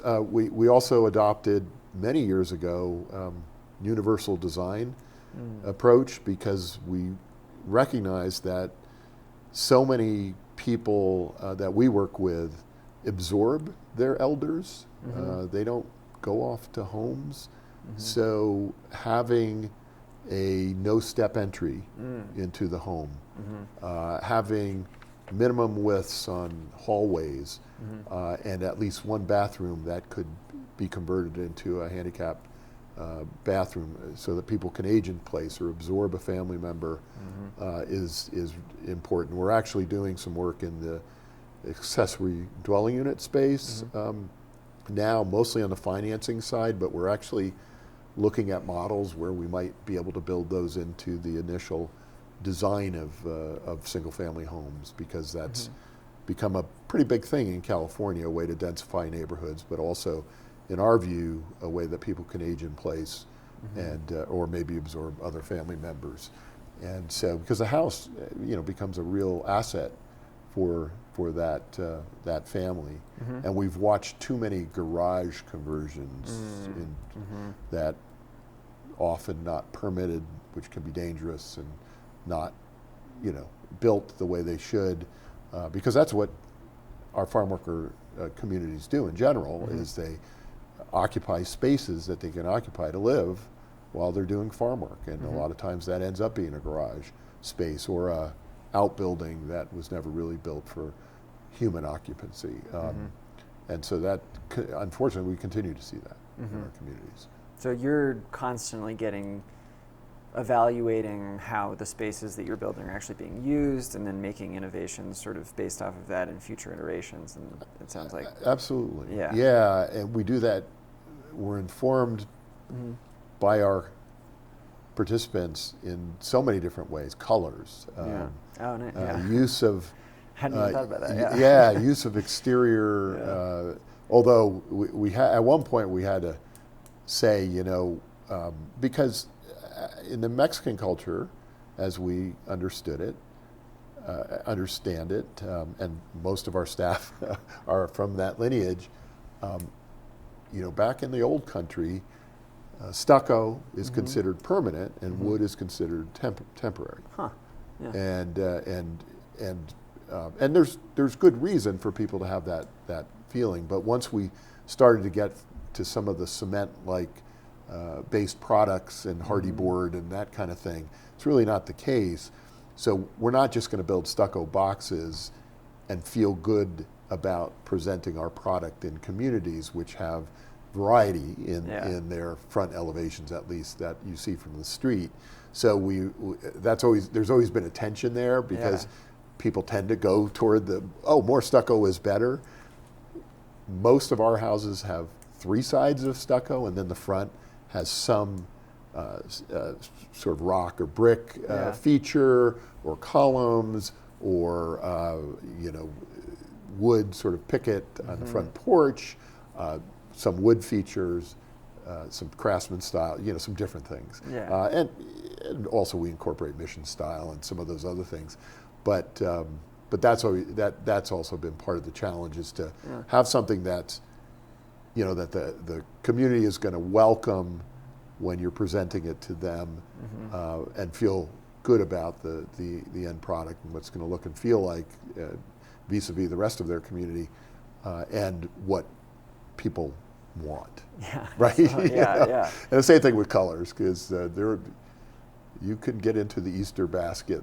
I imagine millennial gray is not, is out. Is not real popular, right? No, so we try to create these palettes and give people really a wide choice of looks and feels, and typically there's 3 different colors within, and there's usually one that really pops, at least, for maybe one of the trim colors, or the front door.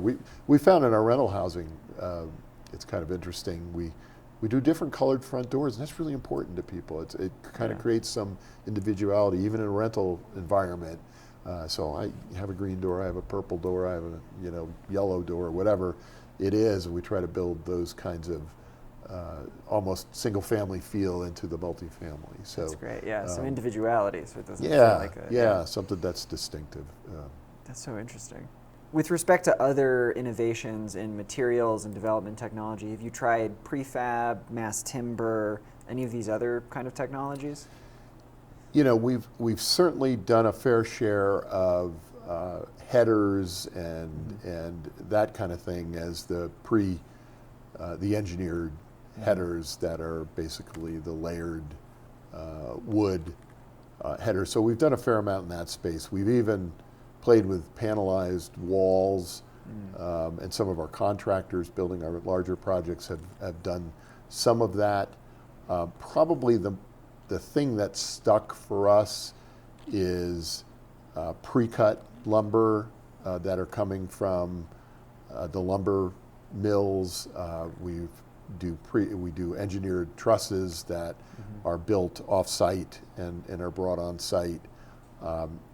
We are certainly devoted to green building technologies and techniques when it comes to flooring and any number of other aspects. But I wouldn't say we're cutting edge in that space either.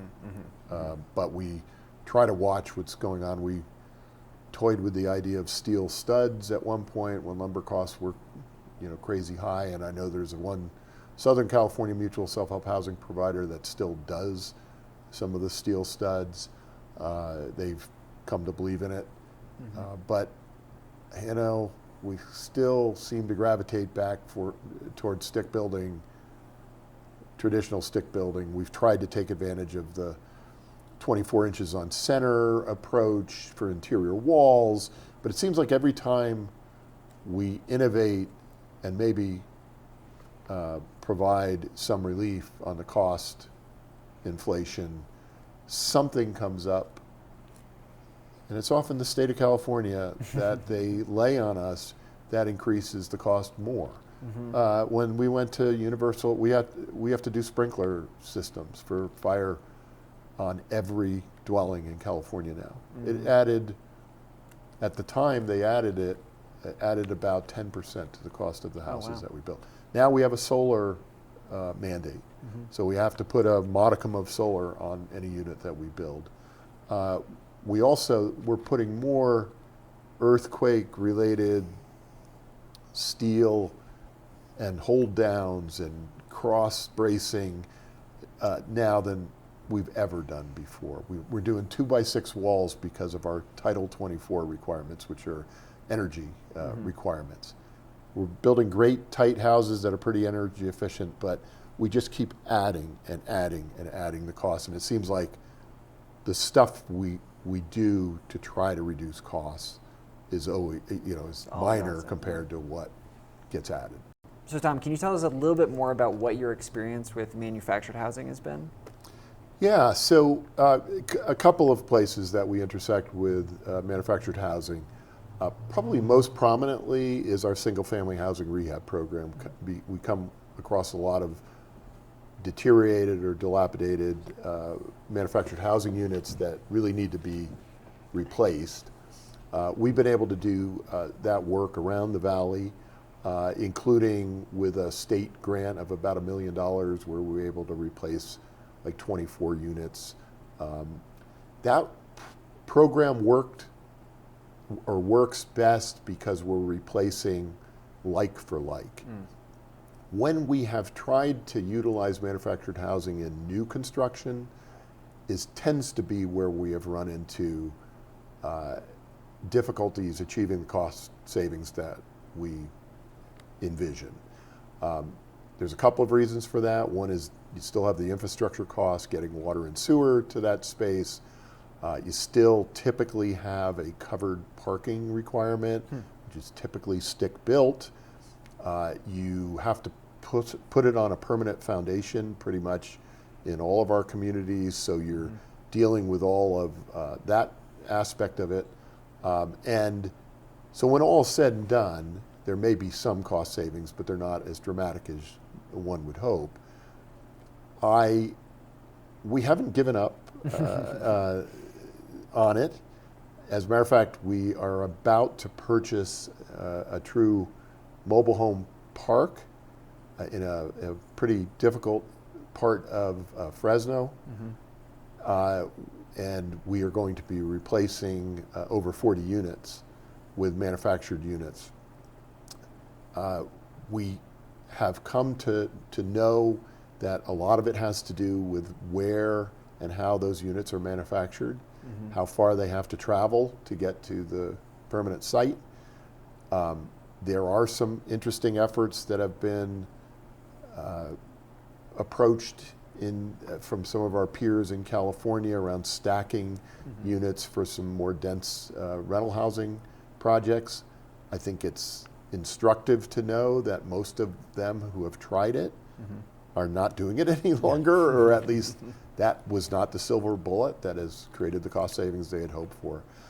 I do know that manufactured housing units is the most important source of affordable housing in rural America. And there are some interesting attempts to do more around that. Specifically, I know in South Texas, there's a great group called Come Dream, Come Build. They're based in Brownsville, and they're doing a local factory under their own tutelage, and they're trying to get others to do that, and at least one is on Native American land in, I believe, in North Dakota. The last time I saw Nick, who's their CEO, brilliant guy, he said he's not sure if that one's going to work out because of some challenges. But there are people working in the space. I mean, the other ones that are of note, Next Step is a national nonprofit that tries to promote affordable manufactured home developments. One final question about self-help enterprises specifically, and sort of your history there. Can you tell us about some of the projects that you've worked on, that you've worked with tribes on, or have been Sure. on tribal land, and any differences or sort of experiences that you had there that maybe people can take back to the projects that they're working on? Yes. Most of the work until about 5 or 6 years ago with tribes tended to be through the state community development block grant program, and there was always a tribal set aside, and we were involved in doing single family rehab in counties like Madera, Fresno County, some in Tulare County, but that was really our biggest effort, that what I would call tribal housing related. But we did get closely involved with the Tule River Tribe. Actually, we started talking with them probably closer to 10 years ago, and started to explore how we might work together with their housing authority, the Tribal Housing Authority, to build some new housing. And that culminated in a property that they purchased off reservation because they have infrastructure challenges on reservation. And we are working with the tribe on a water challenge that they have on the reservation. And we also have worked with several other tribes in that space. But on the housing space, they had already purchased this property. It was in a nearby community. And they had never done a low-income housing tax credit rental project before, but they envisioned one. They had a very distinct vision. They already had engaged an architect before we got onto the project team. And so part of it really feels and looks like a single family, even though it is rental. It's part of the rental housing project, and some of it's a little denser, sort of fourplex kind of section. It's oddly shaped property too, so you can do this, and it looks very much in the space it's in. It fits in very well. So we became the development partner. We became the partner that could attract the investors because of our experience in the space, and so we are co-directors of the limited partnership with equal, going forward with a stated goal that we would provide capacity building opportunities for them, so that at the 15-year, when a compliance period is over, that they could purchase this property and own it in perpetuity, rather than self-help enterprises be that owner. So we built this 48-unit project together. We learned a lot. It was not, I think the tribe learned a fair amount too. I'd like to think they did. I'd let them speak for themselves. But we learned that some of the assumptions that we made together with the Tribal Housing Authority regarding some of the capital stack of financing became a bit of a challenge. One of those challenges was because we use low-income housing tax credits, it's IRS rules, and the money. This is a tribe that has a gaming aspect, and the annual income that families in the tribe get from that made a number of families who otherwise were interested in residing in the housing ineligible. And that created frustration within the tribe, understandably, frankly. Sure. That wasn't something that we vetted as fully as we needed to up front. We also had challenges around, since we were combining NAHASDA and some tribal funding with some of the more conventional affordable housing funding. We had fair housing rules to navigate. We got through that, but it was a challenge in terms of creating priorities and set-asides for some of the units. It is ultimately it's a blended project that has non-tribal members as well as tribal members that live there and reside there. Is it on trust land, or is it? It is not on trust land. It is in land in the city of Porterville, which the tribe intentionally purchased the land there for housing because they were embarking on building a larger casino and gaming facility sort of down the hill that's more accessible to Valley dwellers, and they were doing that in Porterville. So they saw this as a way to get housing for folks that were going to be involved in the management and services related to the casino itself. So, I would say a lot of lessons learned, some things we would do differently, and I know that the tribe would say the same thing, but valuable lessons. And I'd say also one of the lessons for us as an affordable housing developer is that the trust building aspect of working with tribes is a long process that takes time and effort and intentionality. And we have seen a fair amount of turnover also at the Housing Authority and tribal leadership level, which creates different kinds of challenges as well. Absolutely. But that's what I'm talking about. The trust building also is an ongoing process. It's not something you do and build the project, and now we're just operating a project together. Now it's just a matter of being a good team doing that together. No, it's much. You're signing up for a lot more than that as an affordable housing developer. The other project I would mention that's under construction right now is definitely a lot more straightforward. We're working with the Big Sandy Rancheria, building a project on the Rancheria. It's relatively small. We were able to help keep the costs down for them because they were a building we had already designed architecturally, and I believe that's 16 units under construction.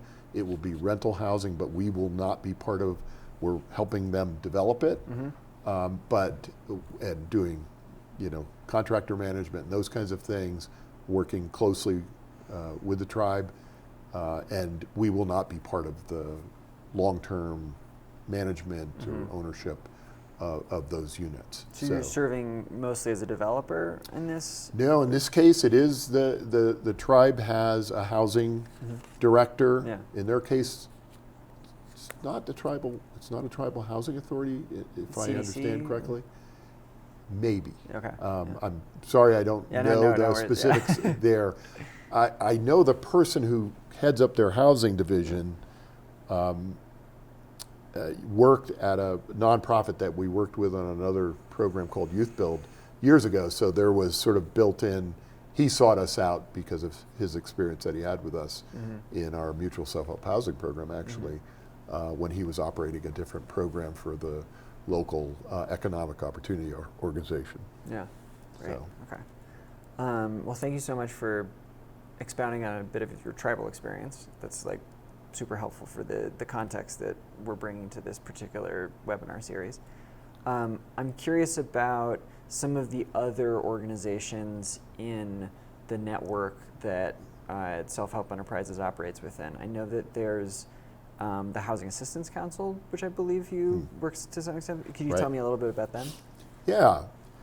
Housing Assistance Council is a national nonprofit that probably is the single place nationally that advocates, does research, provides some funding and technical assistance for rural America. And they are a thought leader.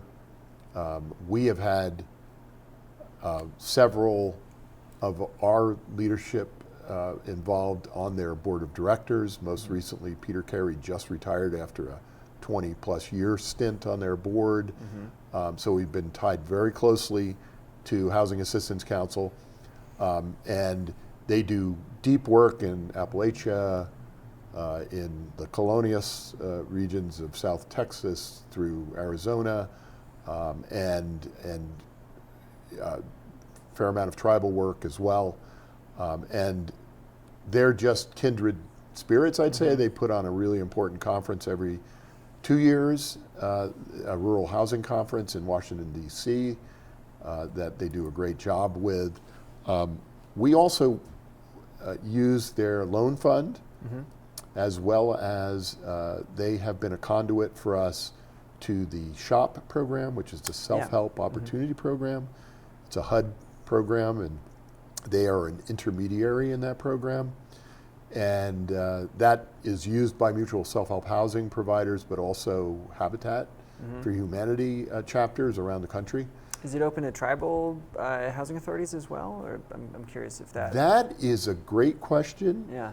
but I don't know the answer to that. Yeah, because I'm curious if like a tribal housing authority were to use this mutual self-help model. I don't see why not. And there would be nothing to stop a group like Self-Help Enterprises from doing a tribal self-help housing project, utilizing 502 mortgage funding from USDA Rural Development, because that can be used on tribal land and trust land. So yeah, I just am not sure how much of that's happening, but HAC, Housing Assistance Council, is one of, I don't know, 4 or 5 intermediaries around the country. There's one actually in New Mexico or Texas. There's one in the Pacific Northwest. There's one in the East. But the great thing about the SHOP program for us has been that it's really to set the table for the housing. So it's really about land purchase and development to prepare for a self-help housing project, but then it can assist both financially, and you can even roll it over into loans to families, soft kind of seconds. We have largely used it because once you create the units, they are forgiving up to, I think it's 90% of the original loan, which we have primarily used to build our capital, flexible capital, to do future real estate development, buy additional land, develop additional land for our self-help housing program. So that's how we've used it. Others have used it differently and made grants to families, like within a project, and done some other things that ultimately help. We've tended to use it as capital for future development. That's great. Okay. Yeah. I'd be really interested to know if that's an option for tribes that are looking to sort of replicate the mutual self-help model. Yeah. Or other self-help models. Right.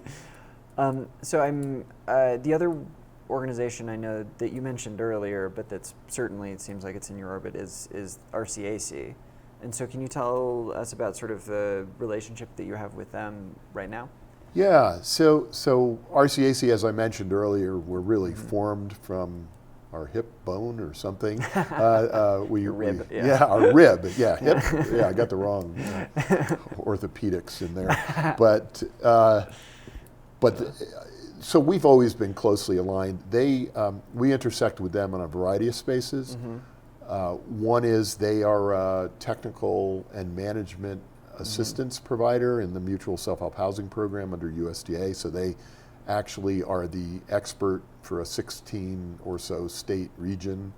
And so they keep on top of policy. They do some training around the self-help program that we take advantage of, and we just work together closely on policy matters, advocacy matters in that program. The other space is they're a CDFI, a Community Development Financial Institution, and they make loans, and they are our favorite lender, frankly, because we don't have to spend time explaining what we're trying to do. We just say, this is what we're doing, can you help? And they usually can. So that's important to us. The other thing is they work in the water and sewer space, including on tribal land around the western states. And we honor each other's service territories. So they won't come into the Central Valley and try to help a small community do a water system if it's in our county. That would be redundant. There's no need for them to do that when we're there to do that. But they do other things in our region that we don't do. Like they do this great water operator series. You have to be certified water operator to manage a public or quasi-public water system. And they do that training. And so we work closely to provide space for that training, to connect them to people who might take advantage of it or need it. Yeah. Those kinds of things. So we work just very closely with RCAC. They're good friends. The leadership is always very closely aligned with Self-Help Enterprises. We tend to serve on similar boards. They are actually part of RCAC is part of a 5-organization national effort, and I always get the name wrong. It's called the Rural something initiative, but a book was done on this. Includes some other great organizations, one in Alabama, one in South Texas, RCAC, and FAHI in the Appalachian states, all involved in housing, some way, shape, or form. But we're working with RCAC because the Heron Foundation is providing some potential funding for them to work with a community in California or in their service territory. And we're working, we have some deep ties to a community called Allensworth. That's a traditional black community in the Central Valley that was created after the Civil War as something of a utopia, frankly, and it was on a rail spur, and that was later abandoned. And they are on a Tulare County, on the west side of the county, kind of alkali soil, so not good farmland, but farmland is around them. And they've got a great state park with the original village it was a remarkable place, named after the highest ranking, he was a colonel in the Northern Army in the Civil War, who brought people out to create It's a little utopia. this utopia, and it fell apart when the railway was probably all kinds of racist reasons for that, and but they embrace their history. They're trying to do some really innovative stuff. We're working with them on creating a community resilience center. They have water challenges, which we've been actively involved with for many years, wastewater challenges, including environmental challenges. They want to build up the tourism around the park, the state park, and they have some ideas for some really innovative agricultural opportunities in the area. So they're trying to revitalize this very isolated, rural, very poor community. And it looks like we're going to be working really closely with RCAC, where they can help channel some resources to help us help the community, who is helping themselves. You know, I mean, they're really, and one of the great local leaders, he and his wife serve on our board. Nice. And so there's some really great connections that we have with Allensworth. Can you tell us a little bit more about the work that you're doing in climate resilience and community resilience? Yeah, we are working actually on 3 community resilience centers. And what are those? So many of our small rural communities don't have anything approximating a local government or a centralized place for everything from community meetings, maybe a senior program, maybe an after-school program or a Head Start kind of a operation, let alone a place during the pandemic where you did shots, vaccines, or food deliveries, food pantry kind of things, not just during the pandemic, but for people experiencing challenges around nutrition. So to have a community center that can be the place for staging those kinds of activities is really essential. And in our case, we're working on 3 of these. 2 of them were existing community centers that have just struggled to keep up with needed repairs, upgrading things like heating and cooling systems. And so 2 of those are purely that. And we were able to, on both of them, use some of the ARP money, the American rescue plan. Rescue plan. Thank you. Yeah. Through the local counties, but we were able to work with those communities to envision and then get those repairs and improvements done. Some of them are energy improvements to make them more sustainable over time. Get some solar ways. A lot of them just are struggling to pay energy bills every month. In the case of Allensworth, they don't have a community center. I'm sorry, I take that back. They have a community center that's basically falling into disuse because it's too dangerous to even go inside. So they are envisioning a broader sort of use for their community resilience center. So all the things I mentioned, plus they want to have a tourism and maybe even a micro health clinic or a place that a health provider out of Visalia can come and bring the mobile dentist unit and do physicals and provide those kinds of health services. So they are really looking at, and even a tourism center. So they want to do this in this multi-use, and we're calling them Community Resilience Center because that's really what they are, because they become everything in those communities for all of those kinds of services and needs, and disaster related or climate related. They were, Allensworth was right on the shore of the Tulare Lake that developed during the flooding in 2023, and we're under severe threat of flooding, and the community got together and with our help and others, we're able to sandbag, close off some channels and things like that. But it was a scary time, and that's the kind of space, like, where do people go after a wildfire or a flooding event or a fire event or other kinds of climate events?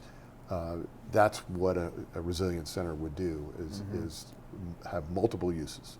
Yeah, that makes a lot of sense. Yeah, there's, it's interesting, in Northern California there's been a couple of tribal casinos that have served that function for the surrounding community in the event of wildfires and that sort of thing, because they have microgrids set up, and they have reliable power in situations where PG&E needs to shut everything down.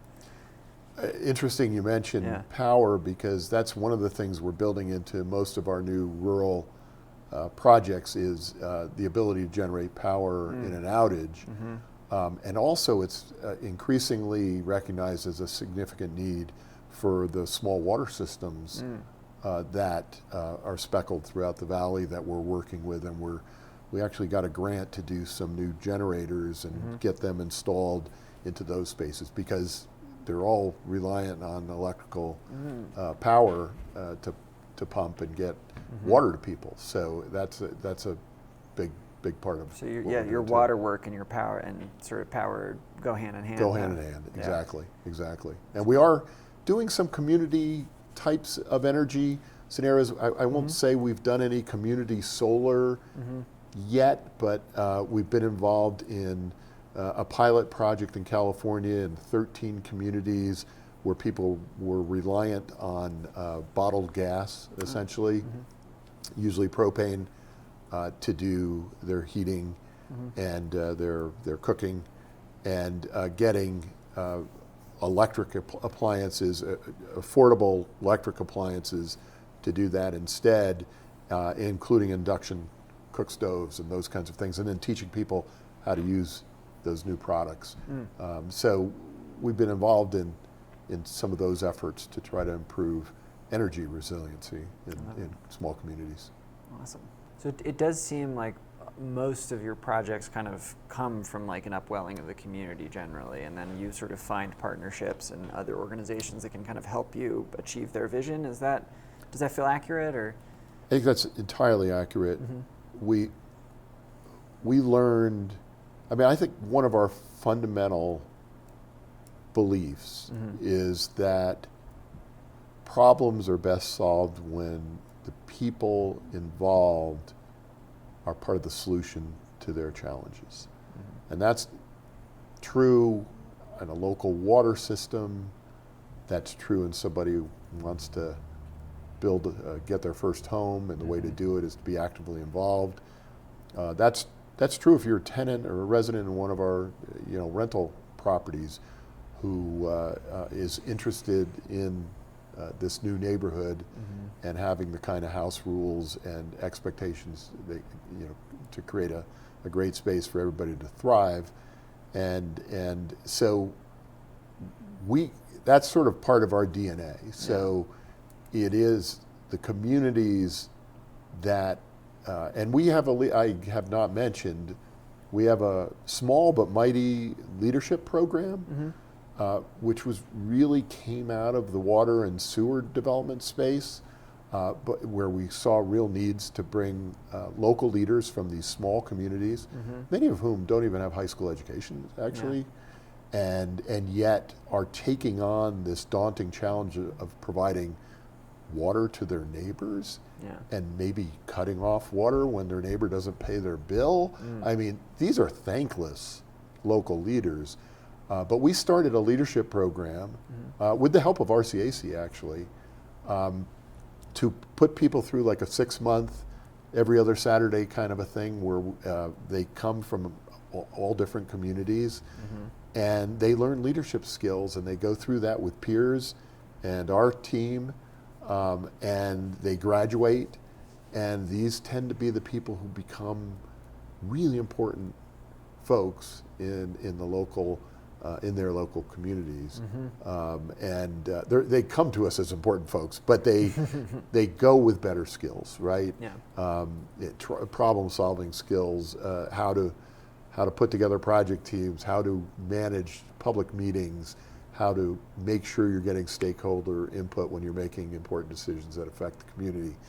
All those kinds of skills, and we're really proud of that effort. I think we're up to about 75 graduates of that program over the last 8 years or something, but it's an important part of what we're doing. That's so cool. I want to transition now to talking about the future a bit, and where you see things going, sort of what are looming opportunities or challenges on the horizon. I'll start maybe with just sort of this moment that we're in at the federal level. How is that affecting your work? How do you predict that will be affecting kind of the work that tribes and other organizations that are trying to build housing for farm workers? Yeah, the first thing I said to people, we do a rural summit, housing summit, every year. It's done by the California Coalition for Rural Housing. And I think our convening last year was about 2 days after the election. Oh, wow. And about 300 people were staring and wondering what the future looked like. And the task fell to me as the then chairperson of the board of CCRH to welcome this group of people in this beautiful space, by the way, on the Monterey Peninsula, where they do this at a state facility there, but it's a beautiful spot. And the thing I thought to tell them was, when I started this work at Self-Help Enterprises in 1980, about 2 months after I arrived, Ronald Reagan got elected, at least partially on an espoused view that the government ruins everything, and government is bad. And I remember hearing from staffers at Self-Help Enterprises at the time, we're probably not going to be around for more than 2 or 3 more years. And all we did during the 8 years of the Reagan administration is get bigger and more impactful. I've been through Newt Gingrich's contract with America. I've been through the Clinton decimation of at least the traditional welfare, the way we delivered public assistance in this country. Been through the Tea Party, Republicans, been through an Obama administration that would present budgets on rural housing programs at USDA, and there were zeros on their proposed budgets. Been through the first Trump administration. So we can do this. This is not, and I think the important thing to do is to first look at opportunities that we have in this space, and there are some. One is deregulation. If you're a housing developer, we're really good at complaining about regulations. We're not as good about saying, like, what would you do if you had your druthers? What would you get rid of? Rooms go quiet with housers then. And I've been chastising people saying, I want to hear about what you think should be deregulated. Because we do think there's parts of NEPA reviews, which is environmental policy reviews. We think prevailing wage needs significant overhaul, prevailing wage requirements, primarily because in rural America, we don't have locally determined wage rates. And frankly, the unions fight that. So we're paying the same wage rates as they're paying in San Francisco when we build affordable housing, which is one of the reasons why they cost $400,000 a unit in the Valley. And deregulation, so we think there's opportunities there. They want to scale back what it costs for them to deliver programs. Okay, we have some ideas for that. Why not make folks like us who do 502 loans out the wazoo, why don't you make us direct endorsement underwriters? Why don't you just take out the person on the other side of the desk that needs to input all this data? 'Cause typically we've input it once already and they're doing it a second time. There's inefficiencies there.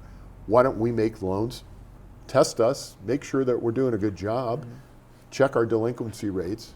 You know, we're good with that. We don't mind quality control. So we think there are opportunities with this group. We like the fact that they're encouraging at the local level zoning reform. We've been doing that in California, I think, for a while now. Certainly our current governor has been actively interested in creating more by right aspects to our housing development, but also having zoning laws that are less stringent.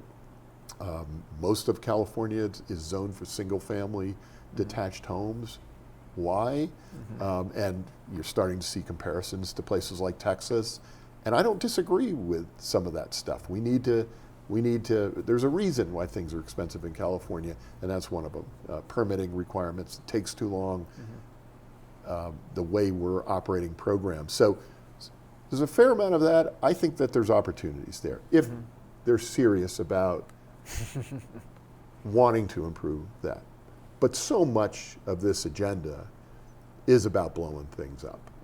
And that obviously concerns us. As an example, USDA had 23 people, staffers involved in delivering the 502 direct housing program.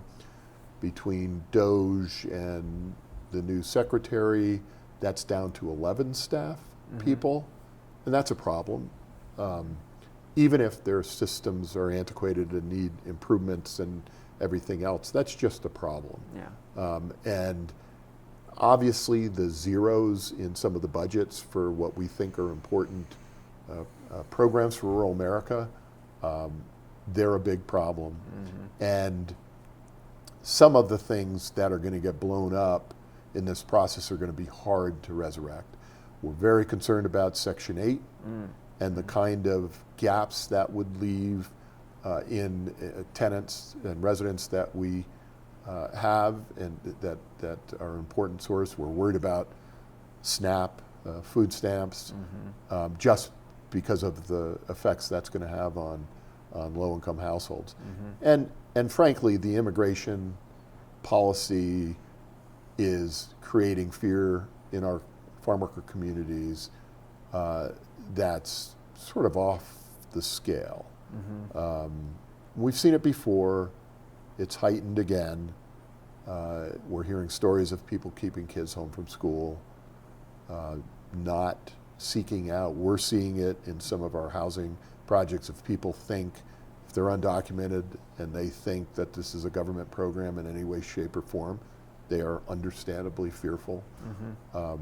We've done all the work to get the what's it called, the red card out to people, and do bring in service providers doing education with people about what their rights are. But there is significant fear in our farm worker and certainly our undocumented communities, which in our neck of the woods is mostly farm workers. So all those things are of great concern. One other thing that I would say on the positive side is some of the tax reform that they're looking at is going to be useful, and it's likely going to happen. Something called the Affordable Housing Credit Improvement Act looks like finally, we've been at it for about 5 years, but it'll probably get through in this tax package that also extends the other billionaire tax cuts or whatever. But that's important, especially in places like California, because it will increase the amount of 9% low-income housing tax credits, but probably most importantly will decrease a requirement when you use 4% credits and bonds to from 50% to 25% on the bond side, which will immediately free up more 4% credits, and it will be literally hundreds of thousands of additional units we'll be able to do in California because this bond cap has really been a problem. So and there's a rural boost in that act as well, in that part of the tax reform as well. So there will be some things that are going to be positive on the financial side. But we are really concerned about some of the traditional grant and really, federal. They're talking about home and CDBG, decimating home and CDBG. Those have been important in rural California for us to deliver things like housing rehab and first-time homebuyer programs, amongst other efforts. Yeah. So you're looking actively for opportunities where your policy objectives align with the administration's and trying to push those and take advantage of what opportunity does exist while trying to mitigate some of the harms that policy changes might have to both the people that you're actually working with and the work that you're trying to accomplish, it sounds like. Absolutely. Yeah. We're not changing our stripes. I know there's been a lot of consternation in the mission-driven or nonprofit world about the executive orders around DEI, diversity, equity, inclusion, around other things. The one thing about self-help enterprises that I've always appreciated also, and I think it actually goes back to some of the Quaker roots, is there's a modesty that is involved, that we don't trumpet what we believe or make proclamations about where we're heading. We have very strong values. And if somebody asked me today, do you have a DEI program, I would say we believe in diversity to be a good, responsive, mission-driven nonprofit in the communities we serve because they are diverse. We believe in equity because that's sort of the basis of what we're doing, is to try to provide opportunities for people to improve themselves from all walks of, all parts of the society. And we believe in inclusion and that, people ought to feel comfortable being in the spaces they're at, whether it's at work or in their community.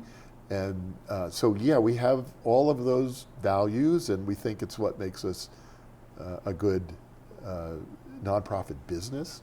And we will continue to try to build upon those values. But do we have quotas for hiring or whatever it is you're worried about? Like, no, we never have. And but but we didn't have to scrub websites. We Yeah. didn't have to do some of the things that people are worried about now. I did sign one of my first, it was Section 4, relatively small grant, but it's a program through HUD. It was one of those where they actually made awards. LISC and Enterprise, which are national nonprofits, are the conduits for those kinds of funds. And they're usually capacity building, smallish grants, $30,000 to $40,000, those kinds of things. Important, but generally small. And we got the letter 2 months ago that said, "Oh, sorry, we made that grant to you, but we're not going to be able to do anything on it because Doge or something, clawed it all back." And somebody went to court, and oh, good news! Now you get the grant again. And so I did sign my first set of assurances, to get those grant funds, and one of them is, do you comply with all executive orders of the administration? And sort of, my question was, I don't know. I haven't read them all. So many of them, but there's so many. But also, we're going to keep doing this work. Yep. And so I signed it. And so maybe I'll end up in Venezuela one of these days. I don't know. But, this is what we do. And this is, the flavor of the month. I do find it interesting that there's been very little ICE activity in our service territory. Really? Huh. Maybe this is my skeptical nature, but there is a fair amount of agricultural interests, big corporate ag interests, who were $1 million a plate type donors to the winning ticket. And these are smart people. They know who's working at their businesses. They could say, the labor contractor deals with that. I don't deal with that. But somebody's cheating, right? When you have undocumented workers doing substantial labor for these businesses. I just don't think it's a coincidence that that's not where you're hearing about ICE raids. Doesn't mean that people aren't fearful of them because they've seen them. And many of the communities, I'm not saying that we may not be next, but there was it wasn't even ICE, it was a Border Patrol raid in Bakersfield, Kern County, that ironically was like 2 weeks. It was in January, but it was before the inauguration. Yeah. So it was Biden administration.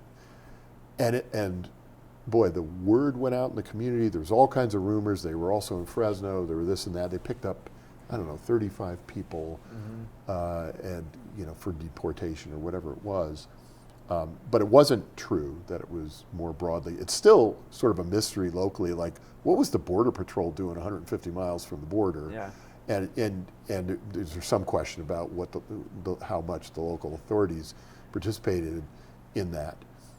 But the backlash was huge, and a lot of communities are, I think, ready to vociferously protest any expanded efforts in the valley. But I'm just finding that interesting. Everybody, people say some of the studies suggest it's. UC Merced did a study recently that suggested 50%. We think it's more like 70 or up percent of the farm workers are undocumented these days, which is huge. Yeah. But they're doing the work, and there aren't a lot of folks who are documented or American citizens that are fighting for those jobs that I'm aware of. Yeah, so there's really an underlying tension between the administration's stated objectives and the fact that if you remove this element of the workforce, everything kind of collapses in that industry, at least. Yeah. Yeah. Yeah. Yeah. And we need comprehensive immigration reform.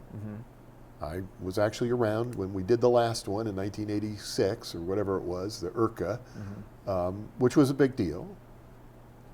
I would say I spend more time with Republican congressmen than I do Democratic congressmen, and they get it. Our local representatives, they understand this, and they are actually part of the effort to have bipartisan immigration reform, and actually had something that approximated that was killed last year for political reasons and not for practical reasons. So I still hold out some hope that there's a reasonable middle ground that we can get to, but right now I think we've got a government that's doing a lot of things that's more performative than it's anything else. Clearly people wanted the border to be more tightly controlled, and that's happening, and I think most people agree that was probably needed.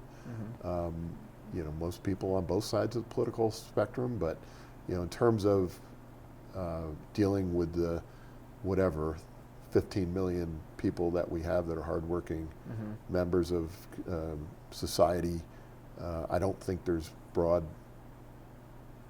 support for sending those people somewhere else when they're important parts of the community. So we'll see. Yeah. Wow. Well, I so appreciate your perspective on all this. So Tom, if I were a tribe in your service area, how would I go about working with Self-Help Enterprises? First thing I would say is just contact us. We field all kinds of inquiries and questions about eligibility and what if I wanted to do X, could you help me with that? So the first thing I would say is give us a call. But more broadly, I think what generated some of the relationships that we had in projects that we've been able to pursue was through groups like RCAC and the California Coalition for Rural Housing, who actually has a tribal element to their annual conference. And we met a lot of people through that, and they've really tried to get rural housing developers acquainted with rural tribes. I won't say that the tribal part of that has been as robust as some of us would like, but the Northern Circle folks are actively involved in the coalition, work together to get an important new funding stream out of the state of California for tribes. So there's some real synergies happening, I would say, that may offer opportunities for people to get connected to housing providers like us, but also around the state through the California Coalition for Rural Housing. But people in our service territory absolutely should contact us, and we will find you the person to talk to just explore what the opportunities might be. How can folks stay engaged with what you guys are doing, reach out for sort of technical assistance if they're within your service area or just are kind of interested in learning more about your model? How can people kind of stay up to date and apprised of what y'all are doing? Yeah, you can find us online at selfhelpenterprises.org, selfhelpenterprises.org, and right there on our website, you can sign up for our monthly newsletter, and that's probably the best way to to hear about what we're up to, what we're thinking, the projects we link, newspaper articles and other kinds of things about all the different programs that we're operating in. So that's probably the best way to keep in touch, or if you're interested in hearing more. Great. And I'll just say to this camera here, thank you so much for joining us today for this conversation. Please reach out to Self-Help Enterprises and follow them on all the relevant channels to find out more about the exciting and important work that they're doing for housing throughout their service area in the San Joaquin Valley. Thank you so much for being here, and we hope to hear more from you soon. Thank you.